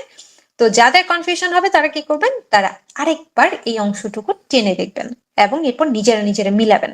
ওকে, ডান। তাহলে এই জিনিসগুলো আপনারা বুঝতে পেরেছেন কোনটা কিভাবে হলো। এখন এই নদ নদীর যে মিলিত স্থানগুলো সেগুলো দেখে, পদ্মা যমুনা দেখেন আমরা দেখেছিলাম যে গোয়ালন্দ যেটা আছে এখানে গিয়ে মিলিত হচ্ছে, গোয়ালন্দ রাজবাড়িতে গিয়ে মিলিত হচ্ছে এবং নাম ধারণ করে পদ্মা। এরকম করে আমরা এতক্ষণ ধরে যা যা পড়ে এসেছি সেগুলোই কি ছক আকারে এখানে দেওয়া হয়েছে। তাহলে আশা করছি এই জিনিসগুলো আপনারা কি খুব সহজেই বুঝে নিতে পারবেন। তাহলে এই ছকগুলো আমি আর এক্সট্রা করে পড়াবো না, এটা কাজ হচ্ছে আপনাদের। এরপরে তাহলে এই ছবিটা কি একটা ফ্রেশ ছবি দিয়ে দিলাম যাতে করে আপনারা নিজেরা নিজেরা কি একটু বের করতে পারেন কোনটা কোন দিকে আছে নেই। এরপরে দেখেন উপনদী আর শাখা নদী আমরা পড়েছি। উপনদী মানে কি উপর থেকে যে নদী আসে সেটা উপনদী। শাখা নদী কি যেটা নিচের দিকে কি বিভিন্ন শাখা প্রশাখা আকারে বের হয়ে যায় সেটা হচ্ছে শাখা নদী। এরকম পদ্মা নদীর উপনদী হচ্ছে কি মহানন্দা, আর শাখা নদী হচ্ছে কি কুমার, মাথাভাঙা, ভৈরব, গড়াই, মধুমতি, আড়িয়ালখা, এরকম কতগুলো নদী। তার এইগুলো আপনারা কিভাবে মনে রাখবেন? এগুলো বারবার আপনারা পড়বেন এবং ছবি দেখবেন। ঠিক আছে? আচ্ছা, ছবিটা মনে হয় এখানে পড়েনি, আমি আপনাদেরকে ছবিটা এখানে অ্যাড করে দিব আপনাদের স্লাইড দেওয়ার সময়। তাহলে আপনারা সেই ছবিটা দেখে ইজিলি এই উপনদী আর শাখা নদীটা বুঝে নিতে পারবেন। তাহলে এরপরে দেখেন বিভিন্ন নদীর কি উপনদী, শাখা নদী, এদের পতিতস্থল এগুলো হচ্ছে একটু ডিটেইলে দেওয়া হয়েছে। ওকে, তাহলে আমরা পেয়ে গেলাম বিভিন্ন নদী, এগুলো আমরা পড়ে এসেছি সেহেতু আমরা কি এগুলোকে আর এক্সট্রা করে পড়লাম না। এই যে দেখেন এই নদ নদীর উপনদী শাখা নদী কোনটা কিসে পড়েছে কোনটা না পড়েছে। তবে এই ক্ষেত্রে একটা জিনিস হচ্ছে বেশিরভাগ নদী হচ্ছে আপনার মিলবে, আবার কিছু নদী হচ্ছে আপনার মিলবে না। কিছু নদী মিলবে আবার কিছু নদী মিলবে না, এরকম আপনি দুই ধরনেরই নদী পাবেন। এখন এখান থেকে হচ্ছে আপনারা কি একটু তবুও মোটামুটি যেগুলো মিলে আপনারা সেগুলো এই চিত্র দেখে সহজে মনে রাখতে পারবেন, সেজন্য এই ছবিটা দেওয়া। তাহলে রিক্যাপ করে আসি একটু, তাই না? তাহলে আমরা রিক্যাপ করছিলাম নদ নদীর উৎপত্তি স্থল থেকে, এই যে বিভিন্ন উৎপত্তি স্থল সম্পর্কে আমরা দেখলাম, তারপর নদ নদীর মিলিত স্থানগুলো দেখলাম, এরপরে শাখা নদী উপনদী এগুলো দেখলাম, বিভিন্ন নদ নদীর এগুলো আলাদা করে দেওয়া আছে যেগুলো আমরা স্কিপ করে গিয়েছি কারণ এগুলো আমরা অলরেডি পড়ে ফেলেছি তাই। এরপরে উপনদী শাখা নদীর বিভিন্ন ছবি দেখলাম। এবার আমরা যাব যে নদী তীরবর্তী জেলা বা শহর বা স্থান এগুলো কি করবেন বলেন? এগুলো কি আমি পড়ে পড়ে যাবো আর আপনারা দেখবেন? না, এগুলোর জন্য আপনারা কি করবেন? ম্যাপ নিবেন। ম্যাপ নিয়ে আপনারা নিজেরা ধরে ধরে পড়বেন। আর আপনারা যে যার বাড়ি যেই শহরে সে তো ওইটার দিক থেকে কি আপনাদের জন্য সুবিধাই হলো, তাই না? কারণ আপনাদের কি আপনারা জানেন যে ও আচ্ছা আমার বাড়ির পাশে এই নদীটা আছে, এই নদীর পাশে তো এই অঞ্চল আছে। তো তো সেরকম একটু মাঝে মধ্যে কি সুযোগ পেলে ঘুরতে চলে যাবেন, বুঝছেন? ঘুরতে চলে গেলে হবে কি, এইসব জিনিস আর মুখস্থ করতে হবে না। অনেক জিনিস কি নিজের চোখে দেখলে বেশি মনে থাকে। ঘুরতে যাওয়ার সময় কিন্তু আবার আমাদেরকেও বলবেন, আমরাও ঘুরতে যাব। একই সাথে ঘুরে ঘুরে আমরা কি বলে স্টাডি ট্যুরের মাধ্যমে পড়াশোনা শেষ করব। তাহলে এই জিনিসগুলোকেও আমি কি করলাম, স্কিপ করলাম, যেটা আপনাদের টাস্ক। স্কিপ করলাম বলতে কি আপনারা স্কিপ করবেন তা কিন্তু না, এগুলো আপনাদের হোমওয়ার্ক। এবং অবশ্যই আমাকে জানাবেন, কারণ আপনাদের সাথে তো আমার ইন্টারেকশন দরকার, তাই না? আপনারা বুঝতে পারলেন কি পারলেন না, কতটুকু বুঝলেন, কেমন ক্লাস করলেন, এগুলো আমার জানা দরকার না বলেন? তো এটার জন্য এগুলো হচ্ছে আপনাদের হোমওয়ার্ক। দেখি আপনারা কেমন পারেন, কে কেমন করেছেন না করেছেন। এরপরে নদ নদীর কিছু বিশেষায়ন, যেগুলো আমরা অলরেডি দেখেছি, যে কুমিল্লার দুঃখ গোমতী নদী, চট্টগ্রামের দুঃখ চাকতাই খাল, খাগড়াছড়ির দুঃখ চিঙ্গি, খরস্রোতা নদী কর্ণফুলী, চরের সংখ্যায় বেশি যমুনা নদী, জোয়ার ভাটা হয় না গোমতীতে। এখানে এই পশ্চিমা বাহিনী নদী এগুলো আমরা পড়েছি, তাই না? এই সবগুলোই হচ্ছে আমরা পড়েছি। শুধু এখানে এইটা মনে হয় নতুন, এই দুইটা, একটা হচ্ছে ব্যক্তির নামে নদী, সেটা হচ্ছে রূপসা নদী, যেটা রূপলাল সাহার নাম অনুসারে। আর পশ্চিমাঞ্চলের লাইফ লাইন হচ্ছে গড়াই। আর আন্তর্জাতিক নদী হচ্ছে কোনটা? পদ্মা। এরপর দেখেন নাফ আর হাড়িয়া ভাঙা, এই দুইটাই হচ্ছে কি সীমান্তের দিকে নদী আর কি। তো এরা বিভক্ত করেছে কি, নাফ নদী করেছে বাংলাদেশ এবং মায়ানমারকে, হাড়িয়া ভাঙা করেছে বাংলাদেশ এবং ভারতকে। উৎপত্তি, এটার উৎপত্তি, নাফের উৎপত্তি আমরা দেখেছি আরাকান পাহাড়ে, আর হাড়িয়া ভাঙা হচ্ছে রায়মঙ্গল নদীতে। এটা প্রবেশ করেছে কক্সবাজারের টেকনাফ দিয়ে, আর হাড়িয়া ভাঙা প্রবেশ করেছে খুলনা অঞ্চলের দিকে, তার মানে কি সাতক্ষীরা। নাফ অঞ্চলের দৈর্ঘ্য, নাফ যে নদী সেটার দৈর্ঘ্য 56 কিলোমিটার, অনেকবার পরীক্ষায় এসেছিল, খুবই কমন প্রশ্ন। আর হাড়িয়া ভাঙার দৈর্ঘ্য হচ্ছে 38 কিলোমিটার। নাফ নদী কোথায় পতিত হয়েছে? বঙ্গোপসাগরে। আর হাড়িয়া ভাঙা নদী সুন্দরবনের মধ্য দিয়ে বঙ্গোপসাগরে পতিত হয়েছে। এরপর আমরা দেখতে পাচ্ছি বিভিন্ন বিল, হ্যাঁ, যেমন তামা বিল কোথায়? সিলেটে। চলন বিল পাবনা, নাটোর, সিরাজগঞ্জ। আড়িয়ালখা বিল হচ্ছে মুন্সিগঞ্জে, শ্রীনগরে। বাক্যা বিল মৌলভীবাজার, শ্রীমঙ্গল। কাইয়ার বিল হচ্ছে কক্সবাজারে। বড় বিল পীরগঞ্জে। ভবদহ বিল যশোরে, এবং বিল ডাকাতিয়া হচ্ছে খুলনাতে। এরকম এই যে তামা বিল, যেটা এটা হচ্ছে বাংলাদেশের একমাত্র সীমান্তবর্তী বিল। এবং এটা কেন বিখ্যাত জানেন? কারণ এখানে হচ্ছে ভারত থেকে কয়লা আমদানি করা হয়ে থাকে এই অঞ্চলটা দিয়ে, এই জন্য এটা খুবই বিখ্যাত, তামা বিলটা গুরুত্বপূর্ণ। আর চলন বিল কি? চলন বিলটা হচ্ছে বৃহত্তম বিল বাংলাদেশে, এবং এটা মিঠা পানির মাছের প্রধান উৎস হিসেবে ইউজ হয়। এর মধ্য দিয়ে প্রবাহিত হয়েছে আত্রাই নদী। এরপর দেখেন হাওর। হাওরের সংখ্যা সাধারণত সবচেয়ে বেশি দেখা যায় হচ্ছে সিলেট, ময়মনসিংহ, এইসব জায়গায়। আর হাওরের যদি কয়েকটা হাওরের নাম আমরা দেখি, এগুলো কিন্তু আমরা হাওরের নাম অলরেডি পড়েছি, কেন বলেন তো? ওই রামসার কনভেনশনের ওখানে পড়েছিলাম। তো এটার অবস্থান কোথায়? সুনামগঞ্জের ধর্মপাশাতে, যেটা 2000 সালে ইউনেস্কো ওয়ার্ল্ড হেরিটেজের অংশ হিসেবে এটা ঘোষণা করা হয়। এবং এর স্থানীয় নাম হচ্ছে কি নয়কুড়ি ছয়কান্দা বিল। এরপর হাকালুকি হাওর, যেটা সেটা কি সিলেট ও মৌলভীবাজারে। এইটা কোথায়? এটা হচ্ছে বাংলাদেশের বৃহত্তম হাওর, এবং এটা 1999 সালে প্রতিবেশগত সংকটাপন্ন এরিয়া হিসেবে ঘোষণা করা হয়েছিল। হাইল হাওর হচ্ছে মৌলভীবাজারে, বুরবুক হাওর হচ্ছে সিলেটের জৈন্তাপুরে, এবং এটার বিশেষত্ব হচ্ছে এটা বাংলাদেশের ক্ষুদ্রতম হাওর। এই যে আমরা ছবি দেখতে পাচ্ছি, টাঙ্গুয়ার হাওর, হাকালুকি হাওর। এরপর রয়েছে বাওর। বাওরটা দেখেন তো আপনারা, এখানে ঝিনাইদহতে, হ্যাঁ, প্রায় মানে বাওর দেখা যায় হচ্ছে মেইনলি ঝিনাইদহতে। এটার সবচেয়ে বড় বাওর, যেটা যে দুইটা লাগবে আমি কিন্তু সেই দুইটাই দিয়েছি। এই বৃহত্তম বাওর হচ্ছে কি পোড়া পোড়া বাওর, যেটা যেটা ঝিনাইদহের মহেশপুরে। আর সবচেয়ে ক্ষুদ্রতম বাওর হচ্ছে সারজাত বাওর, যেটা হচ্ছে ঝিনাইদহের কালীগঞ্জে। তাহলে চলুন আমরা হাওর বাওরটা একটু রিক্যাপ করে আসি। নদ নদী অঞ্চল থেকে তীরবর্তী যে অঞ্চলগুলো রয়েছে সেগুলো তো আপনাদের হোমওয়ার্ক থাকলোই। নদ নদীর বিশেষায়ন আমরা পড়েছি, নাফ এবং হাড়িয়া ভাঙার মধ্যে পার্থক্য মানে তুলনাগুলো পড়েছি। এরপর বিল, বিভিন্ন বিল, হাওর, বাওর কোথায় আছে সেগুলো সম্পর্কে আমরা জেনে নিয়েছি। এবার আমরা জানবো চর সম্পর্কে। চর হচ্ছে কি সাধারণত কি আমাদের ওই যে নদীর মাঝখানে যে কি বালি জমে যে ভেসে উঠে, তাই না? চর আকারে যে বালুর যে চর ভেসে ওঠে, এটাই হচ্ছে মেইনলি চর আর কি, যেটা বালু বালু হয়ে ভেসে ওঠে মাঝখানে। তো এই নদীতে দেখা যায় এগুলো। তো এরকম কি কি চর রয়েছে দেখেন। অনেক সময় দেখা যায় আপনাকে প্রশ্ন করতে পারে যে চর মানিক কোথায় অবস্থিত? এটা কি ভোলা, ফেনী নাকি নোয়াখালী নাকি লক্ষ্মীপুর? তাহলে আমাদের জানতে হবে কোন চরটা কোথায়। তার মধ্যে এবার যদি আপনাদেরকে একটা ট্রিক বলে দিই, সেটা হচ্ছে যেগুলোই হচ্ছে আপনি মানুষের নাম দেখবেন, সেই মানুষের নামওয়ালা যে চরগুলো সেগুলোর বেশিরভাগের অবস্থান হচ্ছে ভোলায়। দেখেন, মানিক, জব্বার, নিউটন, কুকরি মুকরি, নিজাম, তারপরে মনপুরা, জহির উদ্দিন, ফয়েজ উদ্দিন, কলমি, চরফেশন, এগুলো সবগুলোই হচ্ছে কি ভোলাতে। আর ফেনীতে হচ্ছে মুহুরীর চর। এটা তো গুরুত্বপূর্ণ, কারণ এখানে অনেক কি দর্শনীয় স্থান রয়েছে, তাই না? অনেকে মুহুরীর চরে ঘুরতে যায়।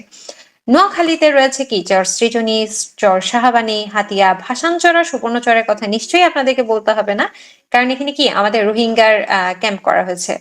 আর লক্ষ্মীপুর, যেটা লক্ষ্মীপুরে রয়েছে চর আলেকজান্ডার এবং চর গজারিয়া। তারপর দেখেন রাজশাহীতে রয়েছে নির্মল চর, চট্টগ্রামে রয়েছে উড়ির চর, পটুয়াখালী ও বরগুনা এলাকার দিকে অর্থাৎ দক্ষিণ দিকে রয়েছে চর তুফানিয়া, ফাচারবন। আর বাংলাদেশের জন্য আমাদের কি বর্তমানে আমাদের পরীক্ষার জন্য গুরুত্বপূর্ণ হচ্ছে কি একটা সুন্দরবন, যেটা বাগেরহাটের নিকট অবস্থিত। এটার অপর নাম হচ্ছে কি, এই চরটার নাম হচ্ছে দুবলার চর। এইটা কেন ইম্পর্টেন্ট জানেন? কারণ এটা বিভিন্ন কারণে গুরুত্বপূর্ণ। এটা দক্ষিণ উপকূলে অবস্থিত, সেটা তো জানি, যেহেতু সুন্দরবন। এটার গুরুত্বপূর্ণ কারণ এটা মৎস্যাহরণ, শুটকি উৎপাদন, উপকূলীয় সবুজ বেষ্টনী, এই সবগুলোর জন্য গুরুত্বপূর্ণ। আর দুবলার চরের অপর নাম হচ্ছে জাফর পয়েন্ট। এটা মারাত্মক মারাত্মক গুরুত্বপূর্ণ স্লাইড। ওকে, এই অংশটা। তো এখন চর আমাদের কমপ্লিট হলো। তাহলে এখানে দেখেন কয়েকটা চরের আমরা কি ছবি দেখতে পাচ্ছি, চর ভোলার, তারপরে ভাসান চর, এই যে দুবলার চর। এবার আমরা জানবো বাঁধ সম্পর্কে। বাঁধের মধ্যে দুইটা গুরুত্বপূর্ণ বাঁধ যদি বলি, খুবই গুরুত্বপূর্ণ বাংলাদেশের জন্য, সেই দুইটা বাঁধ হচ্ছে একটা ফারাক্কা বাঁধ আর একটা হচ্ছে টিপাইমুখ বাঁধ। দেখেন, ফারাক্কা বাঁধ যেটা, সেটা ভারতের পশ্চিমবঙ্গের মনোহরপুরে বাঁধটা নির্মাণ করা হয়েছে।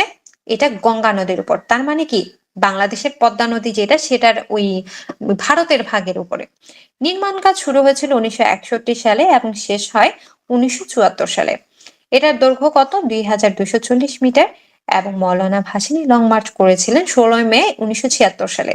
যা উনি বুঝতে পেরেছিলেন যে বাংলাদেশের জন্য এটা কি পরিমাণ ক্ষতি করতে পারে, তাই তিনি তখন থেকে এটা রোখার চেষ্টা করেছিলেন, যদিও বা পুরোপুরি সফল হয়নি।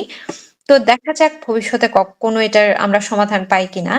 তো এই হিসেব থেকে মানে ওই দিনের পর থেকে এই 16ই মে যেটা, সেটাকে ফারাক্কা দিবস হিসেবে ঘোষণা দেওয়া হয়। এই যে ফারাক্কা বাঁধ দেখতে পাচ্ছি। এরপর আছে টিপাইমুখ বাঁধ, যেটা সেটা হচ্ছে নির্মাণ করা হয়েছে বরাক নদীর উজানে। তার মানে কি বাংলাদেশের ওই যে সুরমা কুশিয়ারার যে নাম ধারণ করেছে মেঘনা, বাংলাদেশের মেঘনা, এটার উপর। তো নির্মাণ কাজ শুরু হয়েছিল 2005 সালে। এটা অবস্থিত ভারতের মণিপুর রাজ্যে। তো এই টিপাইমুখ বাঁধ যেটা, এটা হচ্ছে সেই টিপাইমুখ বাঁধ। এরপরে তিস্তা বাঁধ। তিস্তা বাঁধের অপর নাম হচ্ছে ডালিয়া ব্যারেজ। এবার কার এলাকায় চলে গেলাম বলেন তো? এবার চলে গেলাম হচ্ছে আমরা আমাদের আহ 3 বিয়ে করা লাবু ভাইয়ের কাছে। 3টা বিয়ে করা লাবু ভাইয়ের কাছে। এখন লাবু ভাইয়ের এই বাসার পাশেই হচ্ছে তিস্তা বাঁধ। তো এখানের তাহলে তিস্তা বাঁধের অবস্থান কোথায় হবে? অবশ্যই লালমনিরহাট তো আছেই, সাথে হাতীবান্ধা, দোয়ানি। এবং এটার পরিচালনার দায়িত্ব রয়েছে মূলত ডালিয়া পয়েন্ট, ডিমলা এবং নীলফামারীর নামে। এখন যদি প্রশ্ন আসে যে তিস্তা নদী বাংলাদেশের কোন জেলা দিয়ে প্রবেশ করেছে? লালমনিরহাট জেলা দিয়ে প্রবেশ করেছে। কিন্তু তিস্তা বাঁধ কোথায় যদি বলে, তিস্তা বাঁধটা হচ্ছে লালমনিরহাটে অবস্থিত। এবং তিস্তা বাঁধ পরিচালনার দায়িত্বে কে রয়েছে তাহলে? সেটা হচ্ছে কি নীলফামারীতে, নীলফামারী জেলা থেকে হচ্ছে এটা পরিচালনা করা হয়ে থাকে। সুতরাং তিস্তা বাঁধ যেটা, সেটা হচ্ছে লালমনিরহাট জেলায় অবস্থিত। কিন্তু অপশনে যদি লালমনিরহাট না থাকে, তাহলে এটা কি হবে? এটার উত্তর হবে নীলফামারী। এটা আসলে মানে এইটাই হচ্ছে সবচেয়ে কি নির্ভরযোগ্য একটা তথ্য পেয়েছি। কিন্তু আপনার তিস্তা বাঁধ নিয়ে বা তিস্তা নদীর প্রবেশ পথ নিয়ে একটু কনফিউশন আছে।